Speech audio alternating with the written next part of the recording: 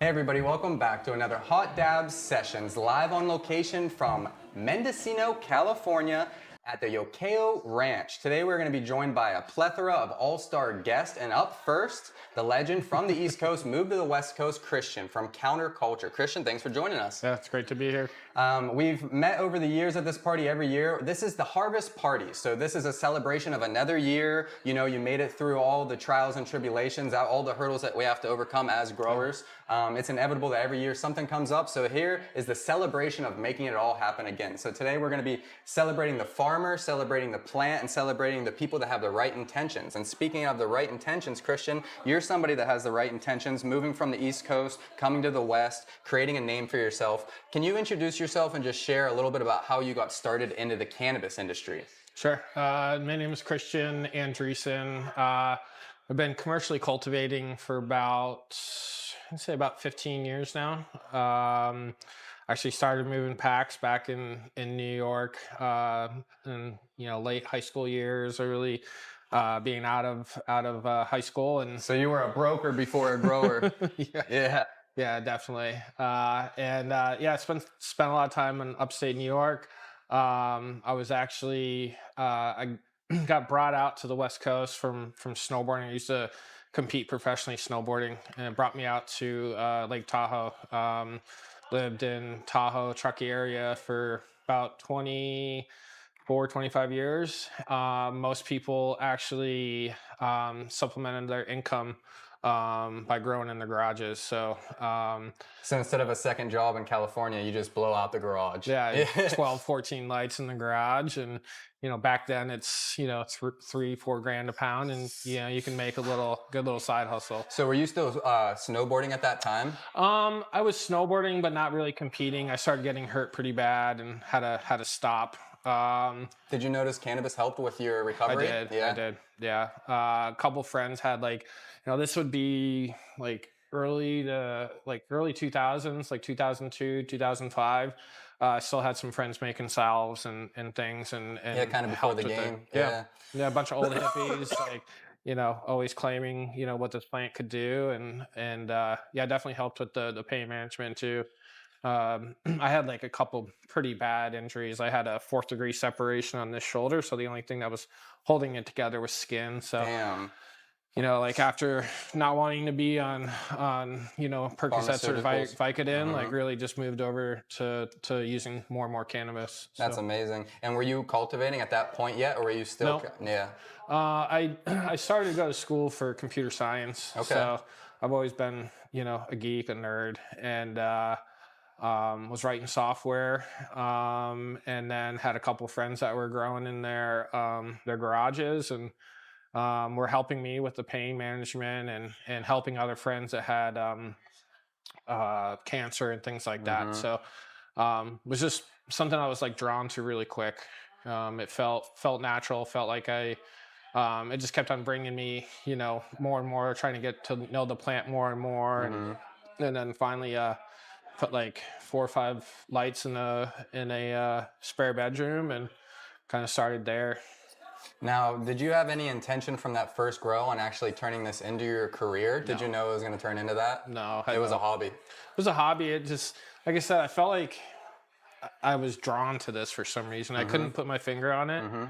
And it's almost like you were guided by the plant spirit, because there is a magic to it. Absolutely. And that's what we want to talk about today, especially here in a place like Yokayo Ranch that is magic. You can feel 100%. It here, and especially with the people that come, the people that care about the plant, and it has kind of ushered us this far. A lot of people lose sight of what it took to get to this point, because if it wasn't for people like you that were risking it back then, we wouldn't have all these dispensaries and we wouldn't have all these distribution agencies that have popped up after the legalization. Yeah. So talk a little bit more about, you got into the growing. What was some of the biggest learning experiences for you as you started to cultivate? I have an engineering background, so for me it's inputs and outputs, right? It's trying to figure out SOPs and just daily procedures. And the very first grow I did, I actually hit it out of the park. Really? Yeah, indoor? Indoor, it's 1.5 pounds of light on old school lights, And you think it's just because you had a scientific approach to just paying attention and just being as efficient as possible? Yeah, I mean, I spent a lot of time a lot of time in the garage, and but the funny thing is that I knocked it out of the park, and then the next one, I like Wasn't as good. swing and miss. Yeah. Sometimes you have that beginner's magic, right? Yeah. One of our first batches was just amazing too, and it was all grown from seed. And I was like, damn, this is awesome. And then the next cycle we did from seed, we had like a bunch of like non-keeper phenos, and I was like, what the hell's going on? I thought it was supposed to be fire every time. Yeah. So sometimes that ignorance is bliss is true, you know? Yeah, and for me, it drove me crazy because I'm like, I did the same thing from the first time. Why didn't this, second time, why didn't it like carry over? Did you ever figure out what it was? No. I mean, it's just, it's history, right? It's like learning the plant. Yeah. I've watched, over the years, I've watched so many like PhDs and, people that have way more botany or horticulture experience get into this. And then literally at the end being like, I don't understand this plant, and it's a balance of like, understanding what the plant, like you can't teach anyone the eye, like you have it or you don't. Yeah. And it's spending time, history, like fucking up. Like, I mean, at that point, like I was kind of failing forward for a little bit because I was chasing it, trying to like, back then everyone's like, they have this magical, secret recipe, Everybody was a master grower. Right. Yeah. And it didn't, it didn't come down to that. It was like really trying to understand what the plant needed at what time and like looking at the signs that it would tell you, Yeah, that's a really good point you bring up. And some people refer to that, like you said, it's about like actually spending time with the plant and getting to know it. And some people relate that to, just like the human connection to the plant. And some people call it like bro science, but there's a lot to be said about actually spending time with the plant and like having your energy spent there and like noticing the small subtleties and its happiness, Yeah. I noticed that one time we were tripping on acid and harvesting, and we were beside one of our greenhouses that was still growing, and we were about to do internal depths. And when we were on acid, I could just see like the color gradients to the plants, like the yellow, green, super flush green, and you could just tell, they weren't going to be happy in that situation. So we made the call right there, let them go full term. But it's kind of like that weird spirit, like we're talking about, it keeps coming up, but there's something more. It is scientific, but at the same time, it is a spiritual plant. Absolutely. So when was it that you started to get your ducks in a line that you said, okay, I think I can do this on a commercial scale? How long did you grow before you actually made it kind of? Probably, I would say like 3 or 4 years. That's pretty quick. That's a good leap. The first year was kind of like a lot of R&D, right? Like had a couple good ones, a couple bad ones. And then it was like, okay, I took the 4 or 5 lights from a bedroom, put it to like 10 lights in the garage. And after that, like I went to got another rental in Truckee. And each time you scaled up incrementally and you tried to retain the quality control that you had in the smaller setting, right? Yep. That's the issue that most people run into is anybody, well, not anybody, but anybody that cares can grow some fire in a tent, but inevitably the more you try to scale up your recipe and all your SOPs really come into play. Yeah. So what was it that you found was the key to being able to scale up? Is there anything that you think is the most important aspect, or is it all the small things adding up? It's all the small things. Like I said, like it's really controlling your inputs and outputs. Getting to know your strains too. I I grew certain strains for multiple years and kind of honed it in. Clones? Yeah. I remember I got the Girl Scout cookie like super early. It came to me as like the Cosmic or something. Really? It didn't even come in that same name. Wow. First time I grew it, and I was like, holy shit, I have like a quarter pound of light. I come back, the trimmers are working on it, and I was like, how bad is it? And they're like, you're actually doing pretty good. I pick up this bag, and I was like, is this like a half pound? They're like, that's a pound. It was like, just so thick. So dense. Yeah.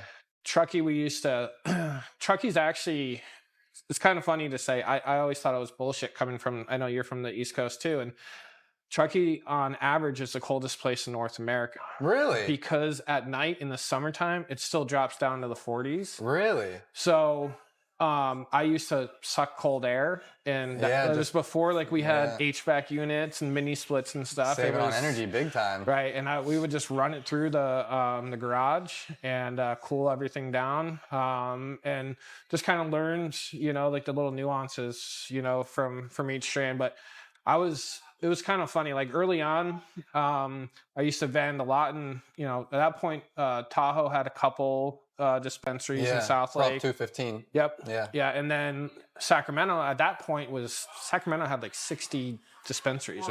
It's always like been a hub. It was before The DEA like ran through there in like 2009 and shut half All of of them them down, down. yeah. But yeah, we I'd bring it all down. Like I didn't play the out of game for a while, like state game, like Yeah. because the prices were so good at, Yeah, you had that like, quality to sell in yeah. state. Yeah, the And it was best a stuff lot from, doesn't leave the state. yeah, it was a lot from coming like from elevation and from like, I swear it's like the colder nights. I had a day job, so I'd run my lights at night and be pulling cold air all night. That's beautiful. So it would keep the room temp down. And anybody that knows, especially for resin, we love cold environments because it protects the resin. And that's when you're specifically growing for the resin that you're going to extract, you don't want it to get too hot, or you can cook some of those terps. You know, some are more volatile than others. Some will be resistant to heat more. But inevitably, the cooler you keep it is usually the better for the taste and for the terpenes. Now, what about the water supply out there? Do you think you have good water? Yeah, it's probably great water, right? It's coming from Lake Tahoe. Yeah, so that's some of the cleanest water you can drink it right out of the lake. So those three factors he's talking about: elevation, the environment of the cold, and the coldness of the water, and just the cleanliness of the water. That's three of the key ingredients for making quality. Yeah, like high mineral inputs. content. Yeah. That's awesome. So as you started to scale up and you started to hit those shops, did you have your product branded at the time, or was it just flower? No, it was just flower. At that time, you didn't really want to be known for, like it was, the DEA was running through, everywhere, just busting, dispensaries as quick as they could. So you weren't putting your face out there? No, I was known as the Cookie Monster, because like when you were vending, you didn't want to have your real name on any documentation, right? Like you couldn't really pay taxes. You couldn't, you couldn't really step out and say, this is mine. Yeah.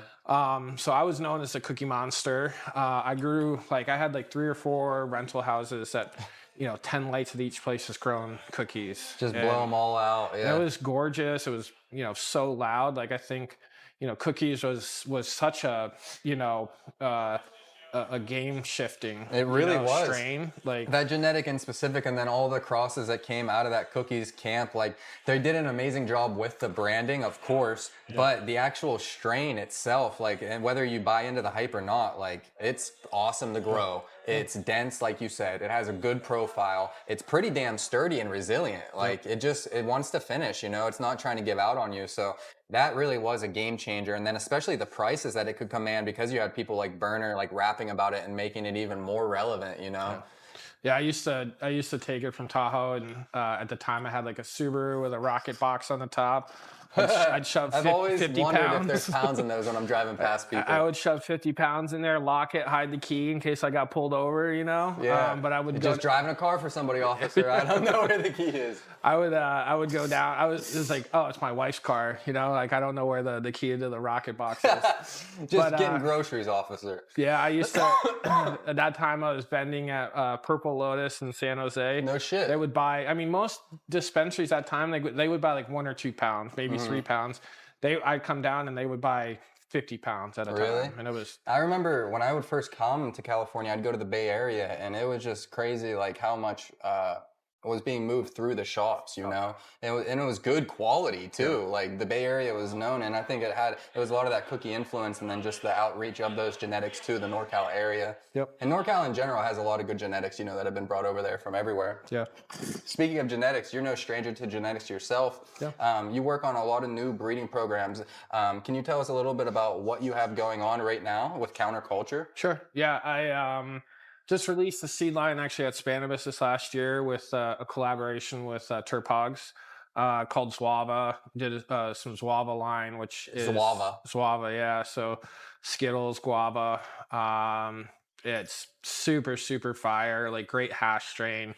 I feel like the last couple of years, like with breeding, like if you want to sell seeds or cuts, like if you're going the flower market, you have to it has to be candy, right? It's got to be purple candy. Smalls. Yeah. And LCG. So I do put out, some strains for that reason. You have to give the market what they want, But I'd say 6 or 8 years ago, I started I don't want to say accidentally, but started breeding, actually started breeding with Canorado, and he has we put a ton of crosses. Yeah, we put out the Fatso with him, and that That became washed a staple. amazing, Yeah, right? crushes. And Dumps, and it's solid gas profile, it's no GMO, which is a nice thing. Comes No. out all legend. It's all OG. Yeah, there's not as much funk like GMO can carry. It's like pure gasoline. Yeah. So for the last couple of years, I've been kind of, doing a lot of the focus on hash strains, because I feel like we can, in the hash world, like they actually welcome, the different profiles, right? Hell yeah, we're trying to find as many profiles as possible, because it seems like a lot tend to fall in like a certain funnel of like a category. So when you find outliers that actually like take you by surprise, it's amazing, Yeah. And so the last couple of years has really been focusing on that. I've been working with the terp hogs for, I don't know, probably 6 or 7 years, like, taking their genetics into tissue culture, kind of cleaning them up and holding them for them. And, really wanted to put something out in the market that was hash, driven. And, they had a couple, actually I took the Fatso, put it onto, they had a Hindu's Skittles papaya. That one was awesome. Yeah, we washed some of them for them. And that was one of my favorite, like I'm not a papaya fan, but that was awesome. HZP. Yep. Yeah. Yep. So you have a Fatso male that you are dusting in this breeding project? No, it's reversals. Oh, okay, so you did a reversal. Yep. How do you feel about reversals compared to like finding a male? Because I've never bred before, so I don't know. Is one more sturdy than the other? Can reversals be finicky in your opinion? They can. What I've noticed over the years is like, I don't really think there's stability issues. A lot of people are like, oh, a reversal, like you're turning it into hermaphrodite, right? Yeah, so you're worried about herm characteristics and seeds. But I mean, we're chemically inducing that. What I've also noticed over the last couple of years is there's ones that I can't actually reverse. Like, really? Won't take any. Like I've tried like 3 or 4 different types of. Can you name one of those strains? I just wouldn't take. E85. Really? Yeah, I can't turn it. So we started doing breeding on top of that to try to get it back. Yeah. Well, actually, to kind of like if. I think what's happening right now, like if you go out and buy tomato seeds, right? Like it has 40 years of genetic development behind it to stabilize it. Like when you cross like an F1, you have what they call as a breeder's square, right? There's like all these possibilities. Yeah. And as you like, let's say there's like 24 possibilities. Every time you back cross it, you're kind of, taking that square and you're narrowing it down. By your selections. Correct. Yeah, exactly. And, so with reversals, the whole E85, what I want, I can't chemically induce that, right? So everyone wants things so quick right now. They don't want, breeders to be back crossing and working a line. They want you to put something together, smash something together, something new and great. So, yeah, the patience isn't there for like true projects to actually put out a couple generations to narrow it down to your intentional selection. And it's not until you start working that line if you don't know if it's stable or not. Yeah. So what I've been noticing is like some of these ones that won't turn, I'm using them as the receivers, taking donors and putting them on top, like having a better kind of base. Yeah, exactly. Just because they're sturdy in their genetics in that sense. Yeah. That's good reasoning there. I like that. And I was going to ask you like what some of the challenges are for breeding, but that kind of plays into that is like trying to taste make selections that don't necessarily want to be reversed or you can't. Now, when it comes to the community and culture itself, counterculture, the culture is in the name. What made you decide to go with that name, and what does the culture mean to you? Like you said before, like I really think nowadays, like everyone is like, weed's legal and everything's happy and it's cool. It's cool. Yeah, it's accepted. Like. A lot of people went through a lot of dark times and prison times, and I think some of us still count down, like hoping that some of the authorities don't still knock at the door for some crimes have 10 years, like you got to go back 10 years. So it's like for me, like I in my professional life, I took a step back to go forward. I started another brand that, exploded, and, we had hundreds of employees and stuff, and I lost my partner tragically during that time. And for me, it's like I wanted to focus on what I love to do, and that was breeding. And actually, this is how I met, Ian, and started coming up here. I've been selling genetics to Mendocino Grasslands for 9 years now, and that's having.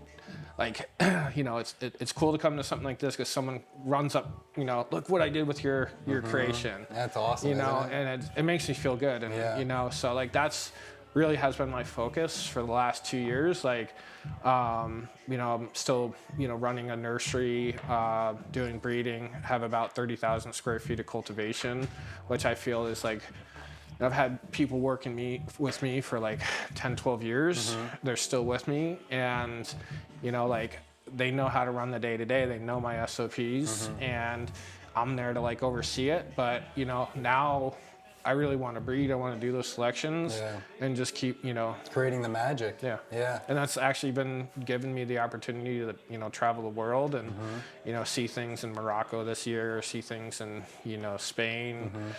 All over the world. It's amazing the doors that cannabis can open up from something that could have put you behind doors to it actually opening up doors. Counterculture, one of the best new brands out there, making flavorful selections, taste making the future, doing the hard work for you. If people want to get in touch with you, if they want to follow along, what's the best way? It's Counterculture, it's actually with a K, my name's with a K, so Counter_Culture _Ca. Awesome. On Instagram. Christian, we appreciate you for joining us. If you want to get in touch with him, go follow it. We'll drop it below here. And we look forward to seeing what you come up with in the next couple of years, man. Appreciate you. Yeah, thank you. Well, today I don't want that to happen again. I'm going to be the one interviewing you, so don't worry. I'm going to be the one getting too stoned, but I'm going to keep the interview going. Welcome back, everybody. This is Hot Dabs Sessions, live from Yokayo Ranch. Our next guest of the night is another legend, Uncle John, from Cutting Edge Solutions. You may have seen us sit down with Uncle John for a little bit in Colombia, but today we're going to have a further in-depth conversation. So Uncle John, thank you for joining us. Thank you, and thank you for coming to Colombia to the Caribbean Cup. The Caribbean Cup is an amazing cup. Anybody that hasn't been there has to go check it out. One of the most beautiful venues. It feels like you're going to Disneyland in the end, like when they announce the winners and the fireworks and the beautiful dance displays. It's amazing. And there's a lot of cultural heritage there when it comes to genetics, so it's important to go understand where some of the roots that have been laid in California actually come from, right, Uncle John? Correct, like Super Silver Haze. And then the next day is Sesh on the Beach. Sesh on the Beach is also a great day where we did a podcast from this year. So if you guys haven't seen it, go check it out now, live, available with Canna Organic and with the full suit of Colombian growers. But today we're here to talk about you, Uncle John, and we're here to talk about what led you to found Cutting Edge Solutions. So before we started talking a little bit, I had Christian from Counterculture, and he was telling me some crazy stories about you that I've never even heard, okay? So you're kind of a man that has a lot of lore to him. Can you kind of just give people a background of how you got into the cannabis game? Wow. So, 14 years old, living in Berkeley, growing up there. My girlfriend was 16. As you know, in California, when you're 16 and you're a boy, your dad gives you, and you're in Berkeley, your dad gives you a BMW, a new one. I had a bicycle, so I had to find something she really loved. What did she love? Weed. So I risked my life on Telegraph Avenue to buy the best herb I could possibly find. And one of the guys slipped up eventually and told me it was being grown in Mendocino County.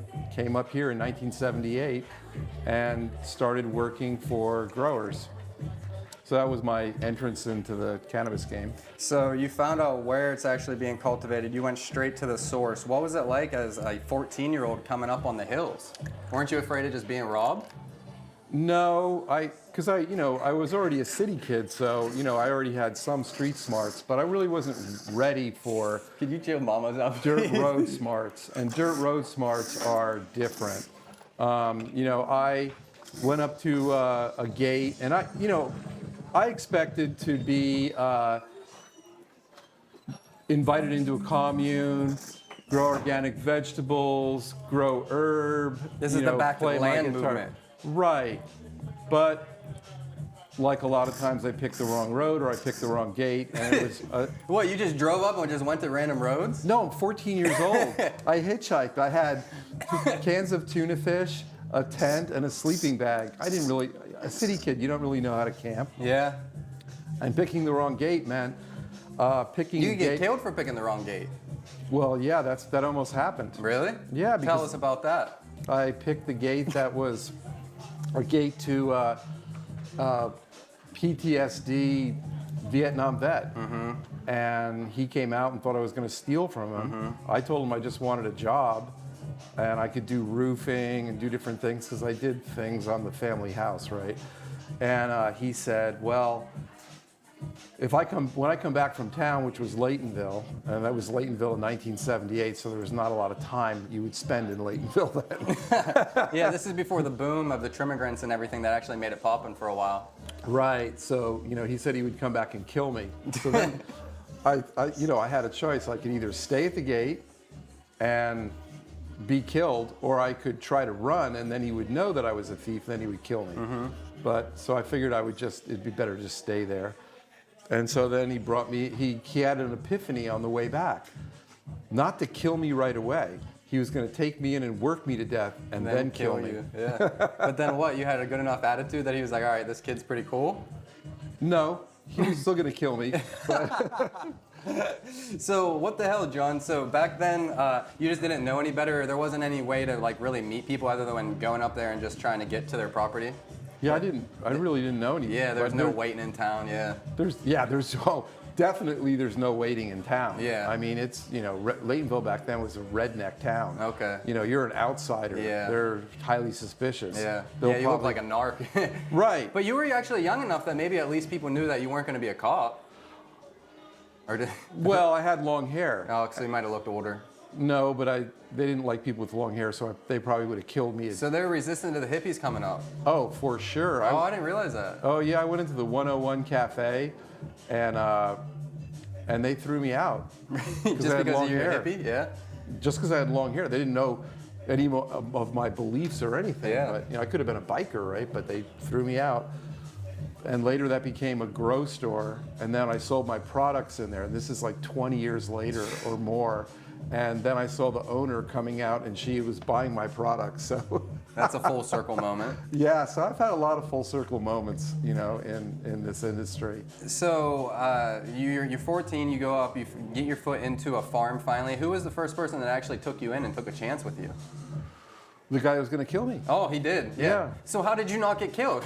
Well, once I got in, I thought I was going to be able to compete or keep up with the rest of the people there. But the people there were like 19 to 24 years old, and a lot of them were country boys. I mean, they were built, right? And I was this Berkeley kid. I even smoked cigarettes back then. Can you imagine? I look at a 14-year-old now, and I don't even believe the story, but I'll tell you the rest of it. So I had to survive. And I looked at what these guys were doing, packing massive amounts of chicken shit, digging down in a hillside, breaking up rock, throwing it all out, putting all the chicken shit in. And I convinced the guy that the plants, because it was all seed plants back then, I said it sends down a taproot and it grows out. And the further out it grows, that's where the branches will grow further out. You don't want a sativa plant that's super tall. Yeah. You want more of a bush. Yeah, as above, so below. Right, exactly. And so I told him that, and he said, well, I have a plant in the backyard, and I don't believe that. I don't believe the roots grow out to the edge of the branch. So we're going to wash off the roots, and if you're wrong, I'm going to kill you. Everything he was going to kill me. And Good thing you had some good intuition on the plant, huh? Right, Yeah. and the plant just said to me, I have roots all the way out to the edge, and then at the edge, I stop because of rock. So I figured out how to dig in, pull the rock out, do a raised bed, and my holes were the best. And you could see that in the plants as they grew. So you dig down a little bit, but you still did a raised bed above that just to give the roots the maximum amount. Yeah. Right, and I took in a lot of duff, like leaf material that was around the plant, and some of the soil that was above it, and pulled that in too, and stirred that in. And then I went a step further. I guess this was my first experience mixing fertilizers. I took a flour sifter that I had the guy get for me, and then I weighed out all the different powders that were being used, like bone meal and so on, and then sifted those over and stirred those in. So I used like a tenth the amount of fertilizer that everybody else was using. Because you got maximum coverage of the surface area. Exactly. And the Whereas other people might have spotty, and then you're getting roots that are uptaking it, so maybe one part of the plant's juiced up, but then the other part's lacking, so there's not homeostasis. Right. In fact, you know, to this day, you can still see original strains from back then. You look at the leaf, and then you look at the petiole, and the top of the petiole turns purple, and the bottom is green. It's lacking magnesium, and the reason it is because a lot of people were pushed into following the orders of a guy like that or other people that weren't farmers, and they used dolomitic lime, and they dumped the dolomitic lime in to adjust the pH, but dolomitic lime is like 12% calcium and 52% magnesium, so they flipped the numbers. So they thought they were getting a sufficient amount of calcium, but really they were pumping it with magnesium. Pumping it with magnesium. And so you see some strains from way back then still being grown today, or they're, you know, the lineage has come through. And so that's one of the ways you can see that. And just know that I didn't do that. I stuck up for the plant. So you made it through, you proved that the roots actually reached out and you had some success. When was it that you actually broke away from working for other people and you actually had your first farm? That probably was 82. How old were you then? You know, well, 14 in 1978, so I'd reached 19? 18, yeah. But you know, back then, in California, there were paper driver's licenses. So you could pretty much be whatever age you wanted to? It was easier to fake? Yeah, so you know, I was driving by the time, once I hit my first harvest, you know, and I got paid really well, I went out and bought a truck. And then my girlfriend was an artist and she forged a driver's license for me. That's awesome. So like 15, you had a car and a driver's license. Right. So 18, you have your first farm, and now you're growing yourself. And this is before you ever had your own nutrient company. And you said to me when we were in Colombia, you're like, yeah, well, I'm getting truckloads of soil and yards of compost delivered to my spot. You know, like, what are people going to think I was doing? So did you actually create your nutrient company to kind of cover up how much you were putting into your own farm? Was it something of that nature? Well, or do I misremember the story? Yeah, well, you know, I kind of had a farm business. In Humboldt, right? Yeah, in Humboldt. And so I was able to, you know, buy bulk fertilizers. But then I decided I was going to make fertilizers. And when I did that, I was in Hydesville, and it turned into a situation where the first semi, and this is probably what you're thinking of bagged like mag sulfate and potassium sulfate, all of that came down the road, and I was like, oh shit, my neighbors are gonna see this, and now it looks like I'm running a chemical company or something, right? So that's when I had to move to Santa Rosa. Oh, okay, yeah. So one of my friends knew you from being in Santa Rosa, but I was like, oh, I thought he was up in Humboldt before that. So you moved the nutrient line down to Santa Rosa. It was also easier because it's right off the 101 to do more distribution from there, right? Not so much that, but I went everywhere, and you know, I tried to rent or buy a place in Humboldt that I could do it. I actually bought a flat 10 acres in Hydesville, and they said all the permitting and everything was going to take 18 months. And I was like, no, I'm making the fertilizer now. And they said, well, do you have a license to sell it? And I said, I'm trading for, you know, different things, or trading for a piece of property or whatever. And they didn't like that at all. They're like, that's a tax event. And I went, I'm leaving. I am going to Santa Rosa to a steel building, and I'm going to do everything legal down there in order to have a fertilizer company, because I don't want to deal with this. That's funny. So they weren't down with the barter system. You said, I'm not selling anything, buddy. We're making trades up here. Somebody's got what I need. I got something they need. That's a smart man. They didn't like that, though. So now let me ask you, how did your experience as a cannabis cultivator shape the development of your nutrient products? Did actually growing yourself obviously lend you to know like what you would want to buy in a product and what needs to be put out?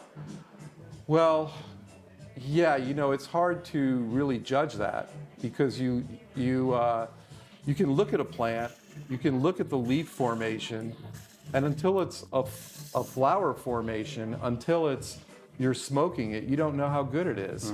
So how do you figure out your fertilizer regimen and what the plant might or might not need and how many controls you're doing. So I went down to Soil and Plant Lab in Santa Clara because that was like one of the top flower labs in the country. Now, by flower, I mean there used to be a huge flower industry in California. And Salinas was all orchids and carnations and roses.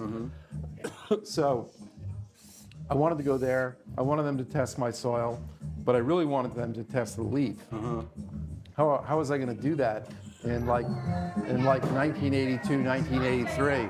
And that's to see how much of the nutrient is actually Taken showing up. up in the leaf. Yeah. Right, because I wanted to know what bag appeal was. Yeah. Back then it was, all the strains were called weed. Yeah. And yeah, you know, there was skunk weed that smelled like skunk, but other than that, I wanted to know what really produced top flower. And you know, you go to some area like Red Mountain outside of Leggett, and it's so different than going to other places in Mendocino County. They had the stickiest, resinous, best smelling herb, but it was still bag appeal.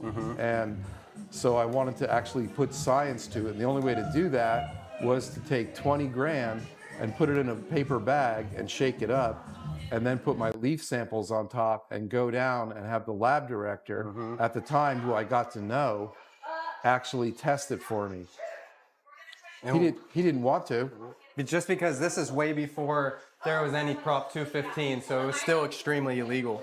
Ronald Reagan was president, Yes. and the conversation we're having right now, if someone from law enforcement were here, Yeah, they'd be we would looking both get 5 years, Yeah. mandatory. Yeah. No, War on drugs. No minimum. Yeah, the war on drugs. Just say no.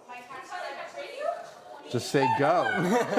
That was my motto. So, Dan, you put it all into perspective because I keep forgetting how early this was. So, you found somebody that trusted you enough that would take the risk of testing these things. And then what was the feedback that you found? What did you figure out from all this?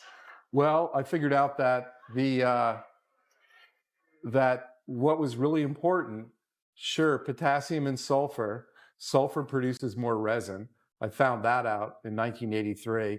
And that a certain ratio of iron, zinc, and manganese are what make the high quality flour. So you just said sulfur is what's responsible for the resin? Yeah. Really? Yeah. That's interesting. There's actually scientific papers out on this now.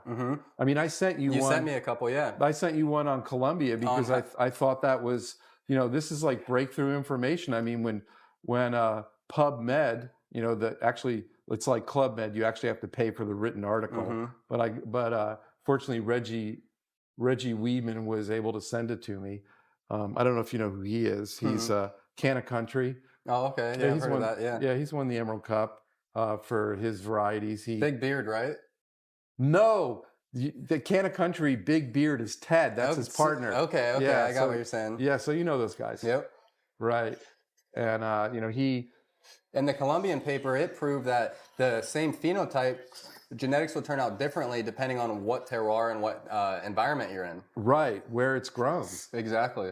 So that's kind of like the genotypical expression, correct? Correct. Yeah. Right, and there's actually a group now called legacygenetics.org, and they are studying that. Eleanor Kuntz is the primary science person. She owns LeafWorks with Kieran Law in Sebastopol, and they're plant PhD geneticists, and so they're actually working on following the genealogical parentage of cannabis in Northern California. When we talk about how technology has advanced over the years, back when you were searching for somebody, it was tough to even find somebody to test. Now, obviously, there's tons of testing labs, but the issue is who has the most accurate results, because when you're trying to do research, you need accurate results on what you're testing. How has the advancements in technology helped you to actually do your test and kind of identify how your products, has it changed over the years? Has there been anything that maybe you thought 15 years ago that maybe something new has come that's changed your mind? Well, going back to Jim West and Soil and Plant Lab, I don't even know if they're still in Santa Clara. They're in Columbia too. You know, that was my first experience with GCMS and an HPLC, an early version of the HPLC. Mm-hmm. And so that showed me that you could use standards. And back then you had to make standards. You could test for, say, manganese with a manganese standard from Sigma Aldrich or something from St. Louis. Mm-hmm. But to really test a profile of cannabis was not you weren't There was able to nothing do to compare it to. No. So it was all pretty much just the collection of data to be able to start building the foundation to do the research. Right. And you're on the cutting edge of that. Right. Yeah.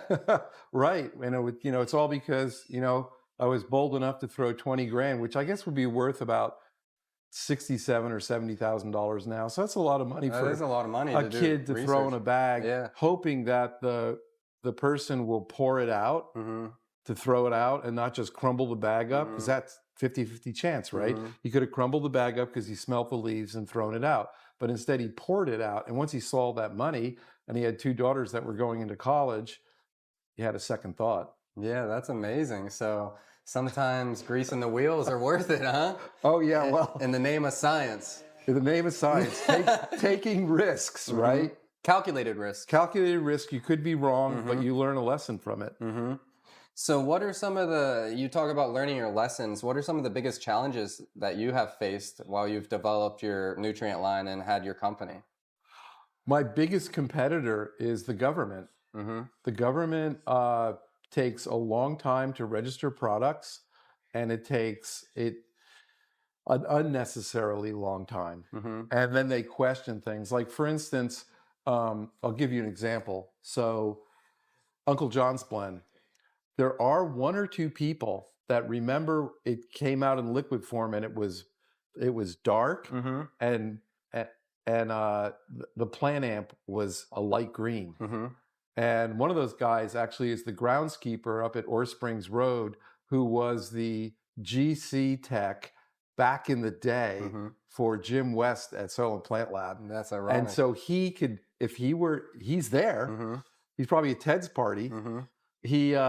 He could say, oh yeah, no, they were 2 totally different colors. The reason why is because we had to take the silica, which is now bulletproof, out of the Uncle John's blend because the state of California said silica is not a necessary plant element.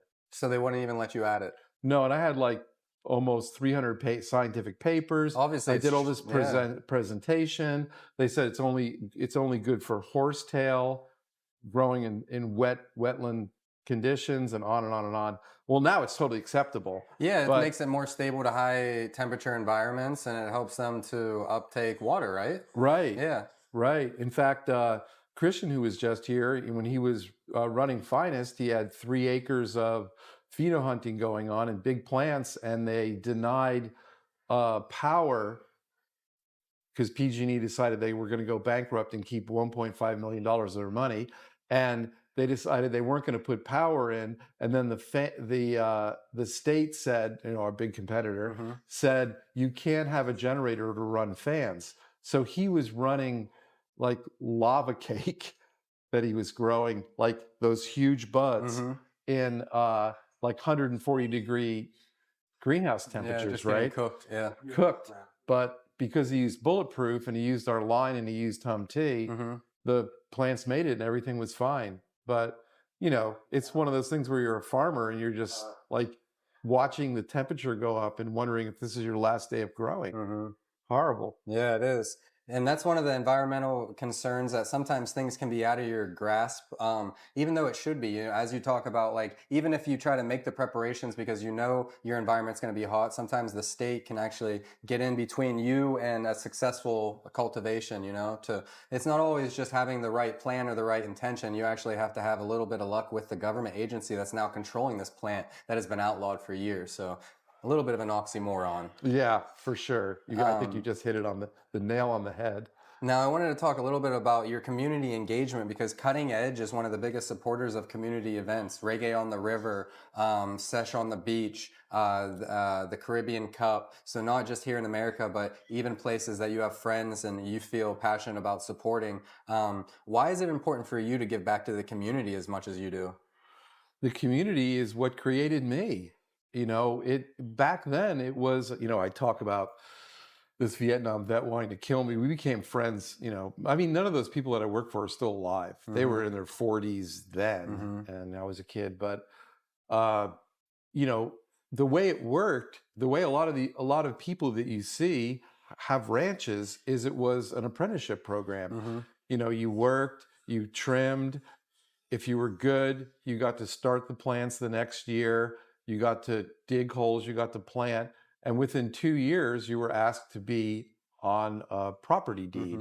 You know, it was like the et al. Cartel. Yeah. It was you, me, and then other people would be on it, and that would be et al., right? Yeah. And so then when it came time for us to jump off, because, you know, we had gotten paid back, we would do that, and then they would move in, and then they would bring their friends up from the city. That's how all this community was created. I mean, Reggae on the River, I saw so many people and their kids and so on that were all part of this apprenticeship program. Yeah, putting in your dues before expecting to just come in and be the owner of something, you know? It's funny because I came in way later. We've only been out here for about 7 years, but every time that we tried to bring people in, other than just doing it ourselves with me and my partner Sam, there was like this entitlement issue that we faced of people like not realizing that you do have to put in the couple years of like trimming and working your way up and putting in those manual laborers to get to the point of running your own spot, you know? So I think that's important for people to realize how much went into those programs. It wasn't people that just expected to get rich right off the bat. Like kind of legalization created an influx like the green rush of kind of like suits that expected to jump in and make a bunch of money. This whole foundation was built off the backs of kids that are lugging soil and lugging rocks on a loyalty program, just hoping that they're going to get the opportunity to get to the point where you eventually did, you know? So I think it's important that people like you are showcased, and it reminds people of how much really went into just getting us to this point where you can go into a store and buying the weed. That's kind of been the theme of today, because Yokayo, this is a magical place, and it has all the legends that have kind of laid the footprint to getting us this far.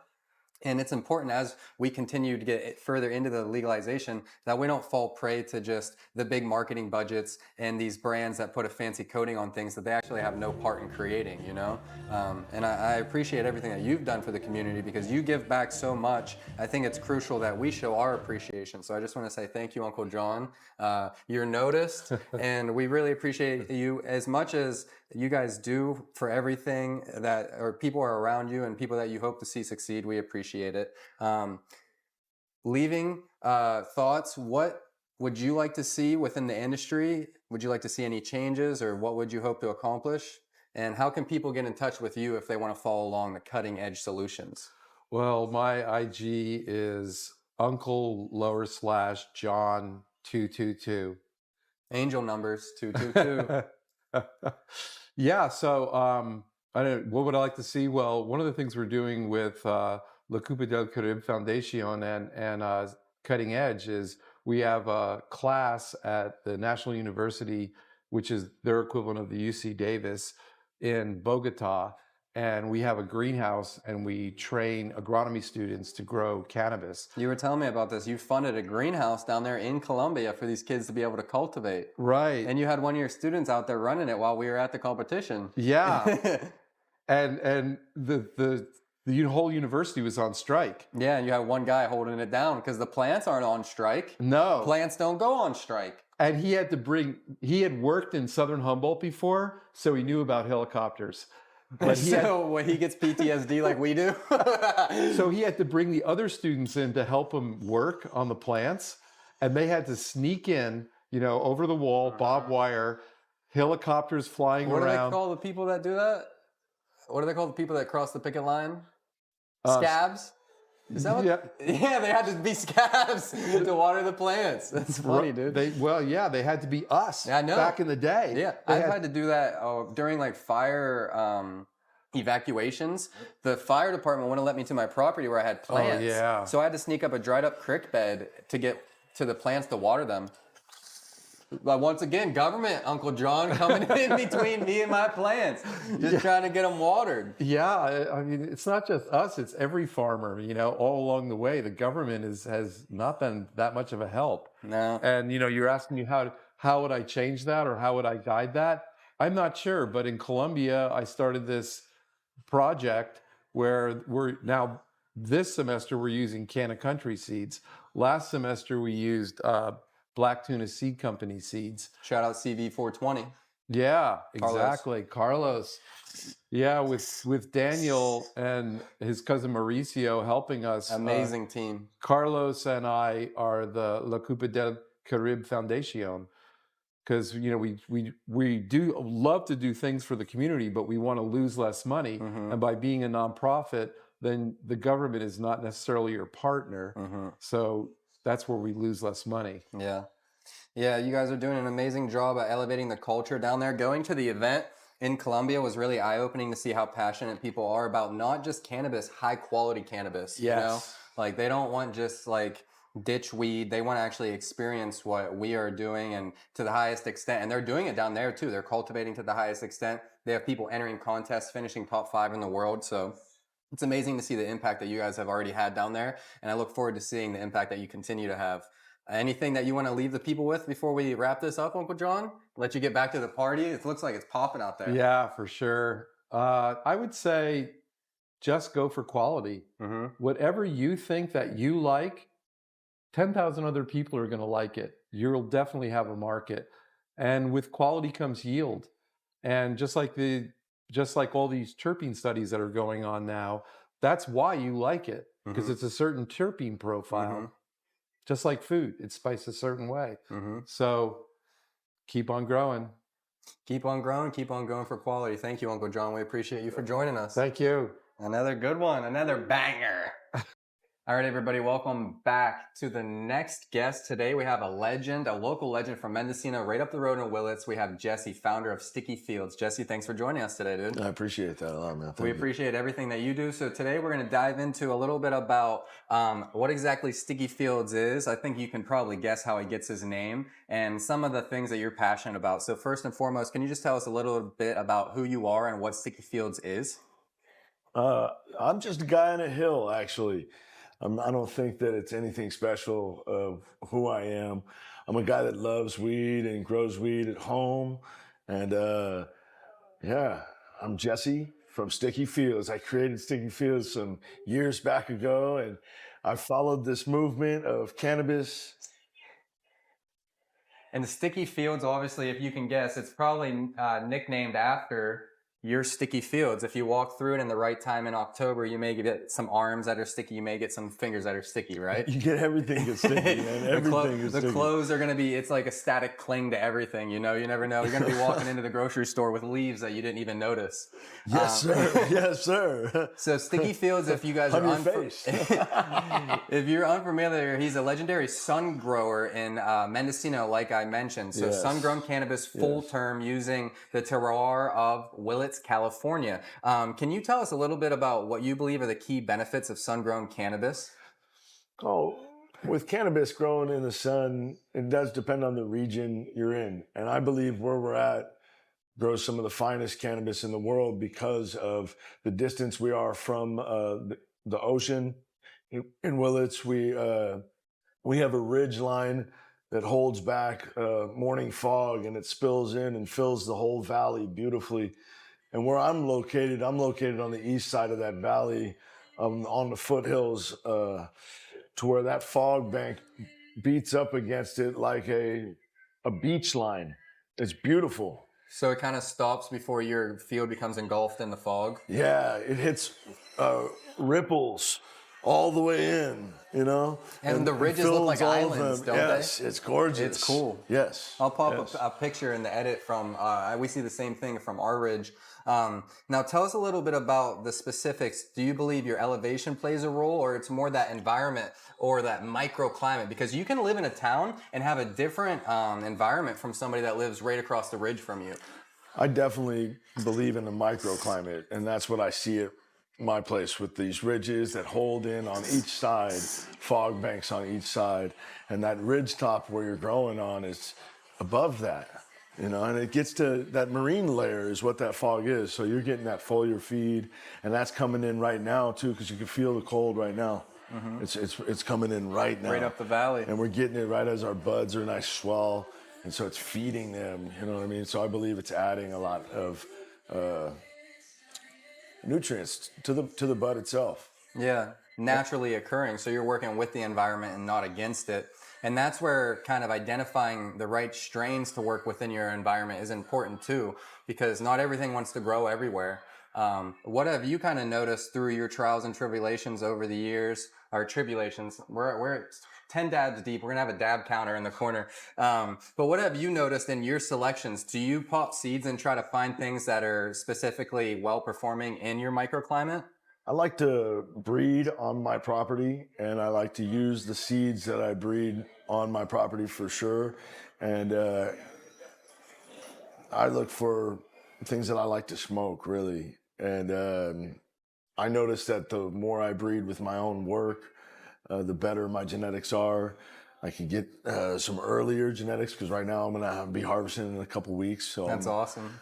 I'm looking at that late September, very beginning of October harvest, which I need. Yeah. And I need to break that also down to that mid-October and that late October harvest too. So you I need to some have late finishers. Yeah, for a small farm like me, that's what it's really important to break down my harvest. Yeah, because you don't have a big crew that's going to be able to take it all down the same day. No. So you want to space out how your strains are finishing, because if you don't harvest at the right time, it can play a big role in how the experience of the flower is going to be. A few days can make a drastic difference. A week, 10 days can make a huge difference. Yes, big time. So that's where having a strategy and an intention, like you just talked about, when you're planting your field, you know, this is months of advanced thinking of, okay, I know these are going to finish earlier. And you can kind of achieve that, like you mentioned, by your in-house breeding. Is there anything specifically that you're kind of proud of that you've created over the past few years that you keep in the stable? Or do you kind of pop new things every year?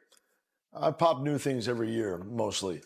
I run with some things that I ran that I think are special and still work, and I'll run them again. I'm running my Mandarin cherry tree again for sure. Mm-hmm. I'm running this jealous man, jealousy crossed to my Mandarin tart. And that's one of the biggest plants on my garden right now. It's a jealousy cross to what? A Mandarin tart. Mandarin tart. Mm-hmm. That sounds beautiful. So is your entire garden seed starts? Yes. Yeah. I have 70. I'm only growing 75 plants this year. Okay. I have a 10,000 square foot permit, but I've decided to not try to keep up with row crops, any of the dep runs. I'm not trying to run too much. I don't believe in wholesale. I think that we should be selling at a retail product out of our brand from our farm. I think people all over the world actually want to smoke weed from Mendocino. They want to smoke weed from Willits. They want to smoke weed from Yokayo right here. You know, they want to smoke weed from the guys in Humboldt. They want to smoke weed from people that live in the town Weed. You know what I mean? Every time we're going past weed, she's always telling me we need to stop. We need to Yeah, stop. no, everybody does when you pass by weed. How could you not? You know, if you're a stoner and you're like, this is weed. And how is that not a big brand coming out of California selling nationwide? Yeah. You know, why are we being held to our states? It's kind of stupid. It seems like a monopoly to me, and it seems like corrupt. Yeah, it is a weird state that we're in, because the state of California, and specific the Emerald Triangle, like you just mentioned, used to be responsible for 80 to 90% of the marijuana within the United States. It was all cultivated in those three counties: Mendocino, which we're currently in, Humboldt, and Trinity. And we reside in Mendocino, which is kind of the lower heart of the triangle. In my opinion, it's one of my favorite areas. We've been here for 6-7 years, and it's beautiful because we've moved to about 7 different spots within the county, and they all kind of have their own vibe and their own feel, and strains perform differently depending on where you're at. Elevation, you know, Definitely. the microclimates, like banana belts, I'd have friends call it, you know, of just like keeping that a warmer like hillside, or like you said, staying above the fog. It all plays a role. Do you notice the terroir? Do you go directly into the native soil, or Well, I've done it all. I've grown on top, you know, in the smart pots like everybody had done for a long time. I have rows right now in ground that are amazing. Do you tend to notice any difference in like resin production or like terp quality when it's like the terroir of the natural soil compared to like above ground smart pots? That's what we use. Yeah, it's more nutrient dense. It's packed in with much more terpenes. The flower itself is just stronger than the native soil. It's worked native soil, not just native soil out there just by itself. It has to be amended. It has to be ran through and brought back to life. Yeah. You know, and then it can be the best thing ever. Yeah, not just You don't digging have a to hole. water as much. Yeah. Plants grow much Dry stronger. farmers, man, it's amazing what some of those people can do that are close to like the riverbeds. Oh, yeah. It's crazy. I have a buddy actually, Cannabis Fine, up in Oregon that went like the whole first half of the season without watering this year. Yeah, my furrow rows is what I call them. I dug out some rows, and my hard pan is pretty much what I have. I don't have anything that's like easy to grow on. I'm on an engineered pad pretty much, and I dug rows. I filled them with mustard that I was growing at the time, and I filled them back in with some of the engineered soil that I had, so I mixed that in. And this is the third year now that I've run with just putting compost on top and adding wood chip to the sides and to the rows, and then of course strawing everything every year before winter, and amending in the spring, and it's come to life. And I can water less, and the plants are loving it, and I'm seeing the health. Yeah, and you notice that it kind of gets better with each year as long as you're doing your part to pay attention. Now, do you do a soil test? Do you send it out to be analysis? No, I just run one of those little pill tests where I'm able like to, a pH. NPK. NPK is all I'm really looking at. So you're keeping anyways. it simple. You're working with. You've been on your land though for so long. You probably have it like you have the feel for the land. You know, you probably know it like the I back think of your we hand. all get that. I've had my place 12 years now, so I think I'm still learning from it, but I'm constantly changing to evolve. And I think that I'm just being aware of everything going on and trying to evolve. Like right now I have some beds that I put in with hardwire, you know, and I'm not happy Like chicken with the wire for beds. gophers. Yeah, it's not just chicken wire, hard wire, the little squares, but it's like for gopher, for all. But really, it's just created dens on the bottom, and they will climb up the sides and get into it. So it's really created a harder environment for me. So I've pulled quite a few of them out, and I'm going to pull more out. And that's a lot of work. Like some just being people might open. not realize, you know, how much work goes into this. Like you plant all these, you're trying to prevent yourself from losing canopy due to gophers taking them down after you've already grown it for 3-4 months, you know.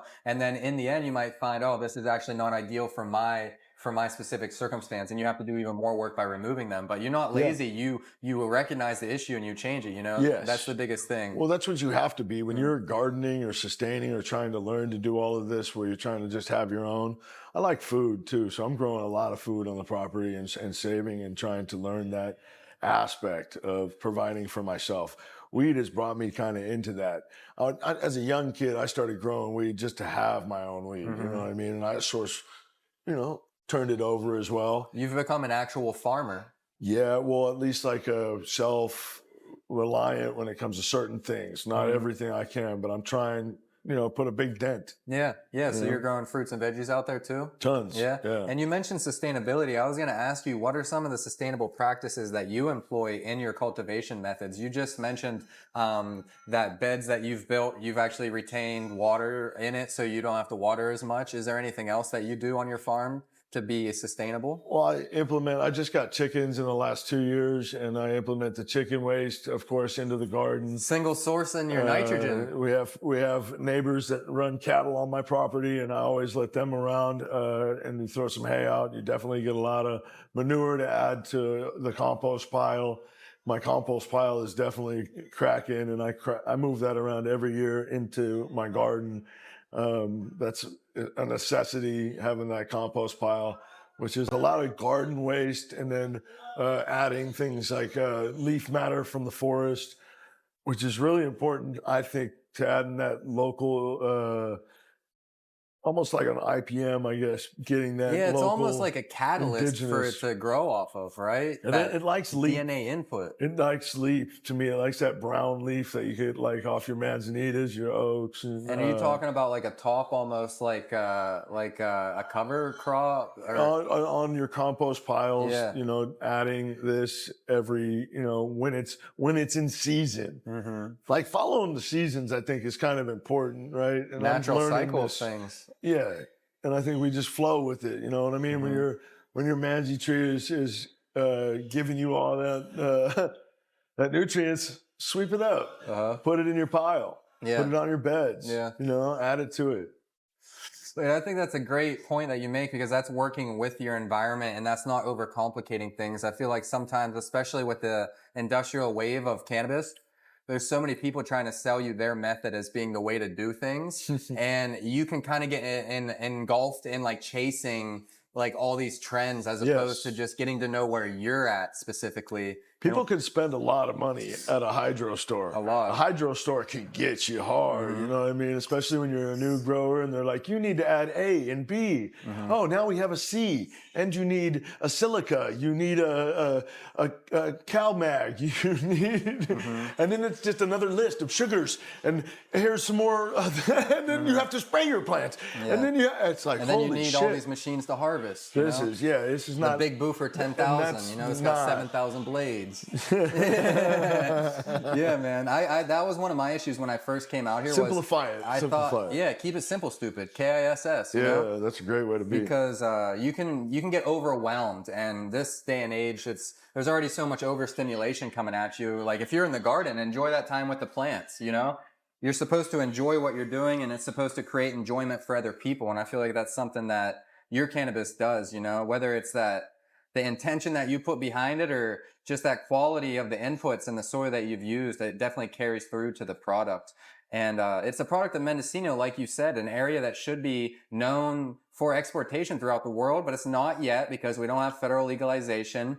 How have you seen the cannabis industry evolve in Mendocino County over your years? You just mentioned you've had your farm for 12 years. So you've seen it from Prop 215 to Prop 64 into whatever the fuck this shit is now. Yeah, this is a loss. This right now is not it's not highlighting the people here. It's not highlighting the genetics that are here. It's not highlighting the farms that hold those genetics, and it's not using them as a sacred thing to stand on. They're just kind of just dismissing everybody, and we're watching it all fall apart because the brand of Mendocino is so strong for California. It's so strong when it comes to cannabis. It's just like Humboldt County. It's so strong when it comes to this. And we could, have a lot more, but we're letting it go for some reason that I do not understand. I don't really understand why our state doesn't see it and see us as a value.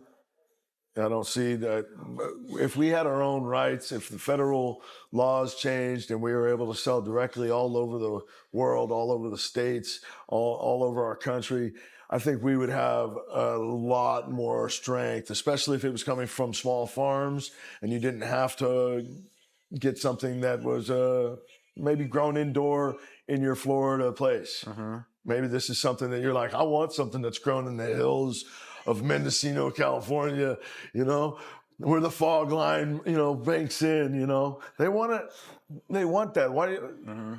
Of course, they want the wine that we have that's from here. That they will want what we have. Yeah. I know. I always liked the region that we have. Yeah, and I think that's a good point that you make. The wine is already famous throughout the world, and it's based off of the environment that they're grown in, because you got to start with the grapes to create the wine. So much like the cannabis industry, you're working with the same environments. When you look at Sonoma, bringing that up into the Emerald Triangle, also those 4 counties alone have some of the most beautiful and just perfect growing environments for cannabis. And when you travel across the country and all these other states start to legalize, a lot of them aren't in environments. They could be in dust bowls, or they're in frigid winter environments, so they can't really have the same sustainability as far as California. No, they're going to be in giant hoop houses. They're going to consolidate everything into these huge hoop house like things that are just going to take over. When you don't have that like artisanal grown in the mountains, something special.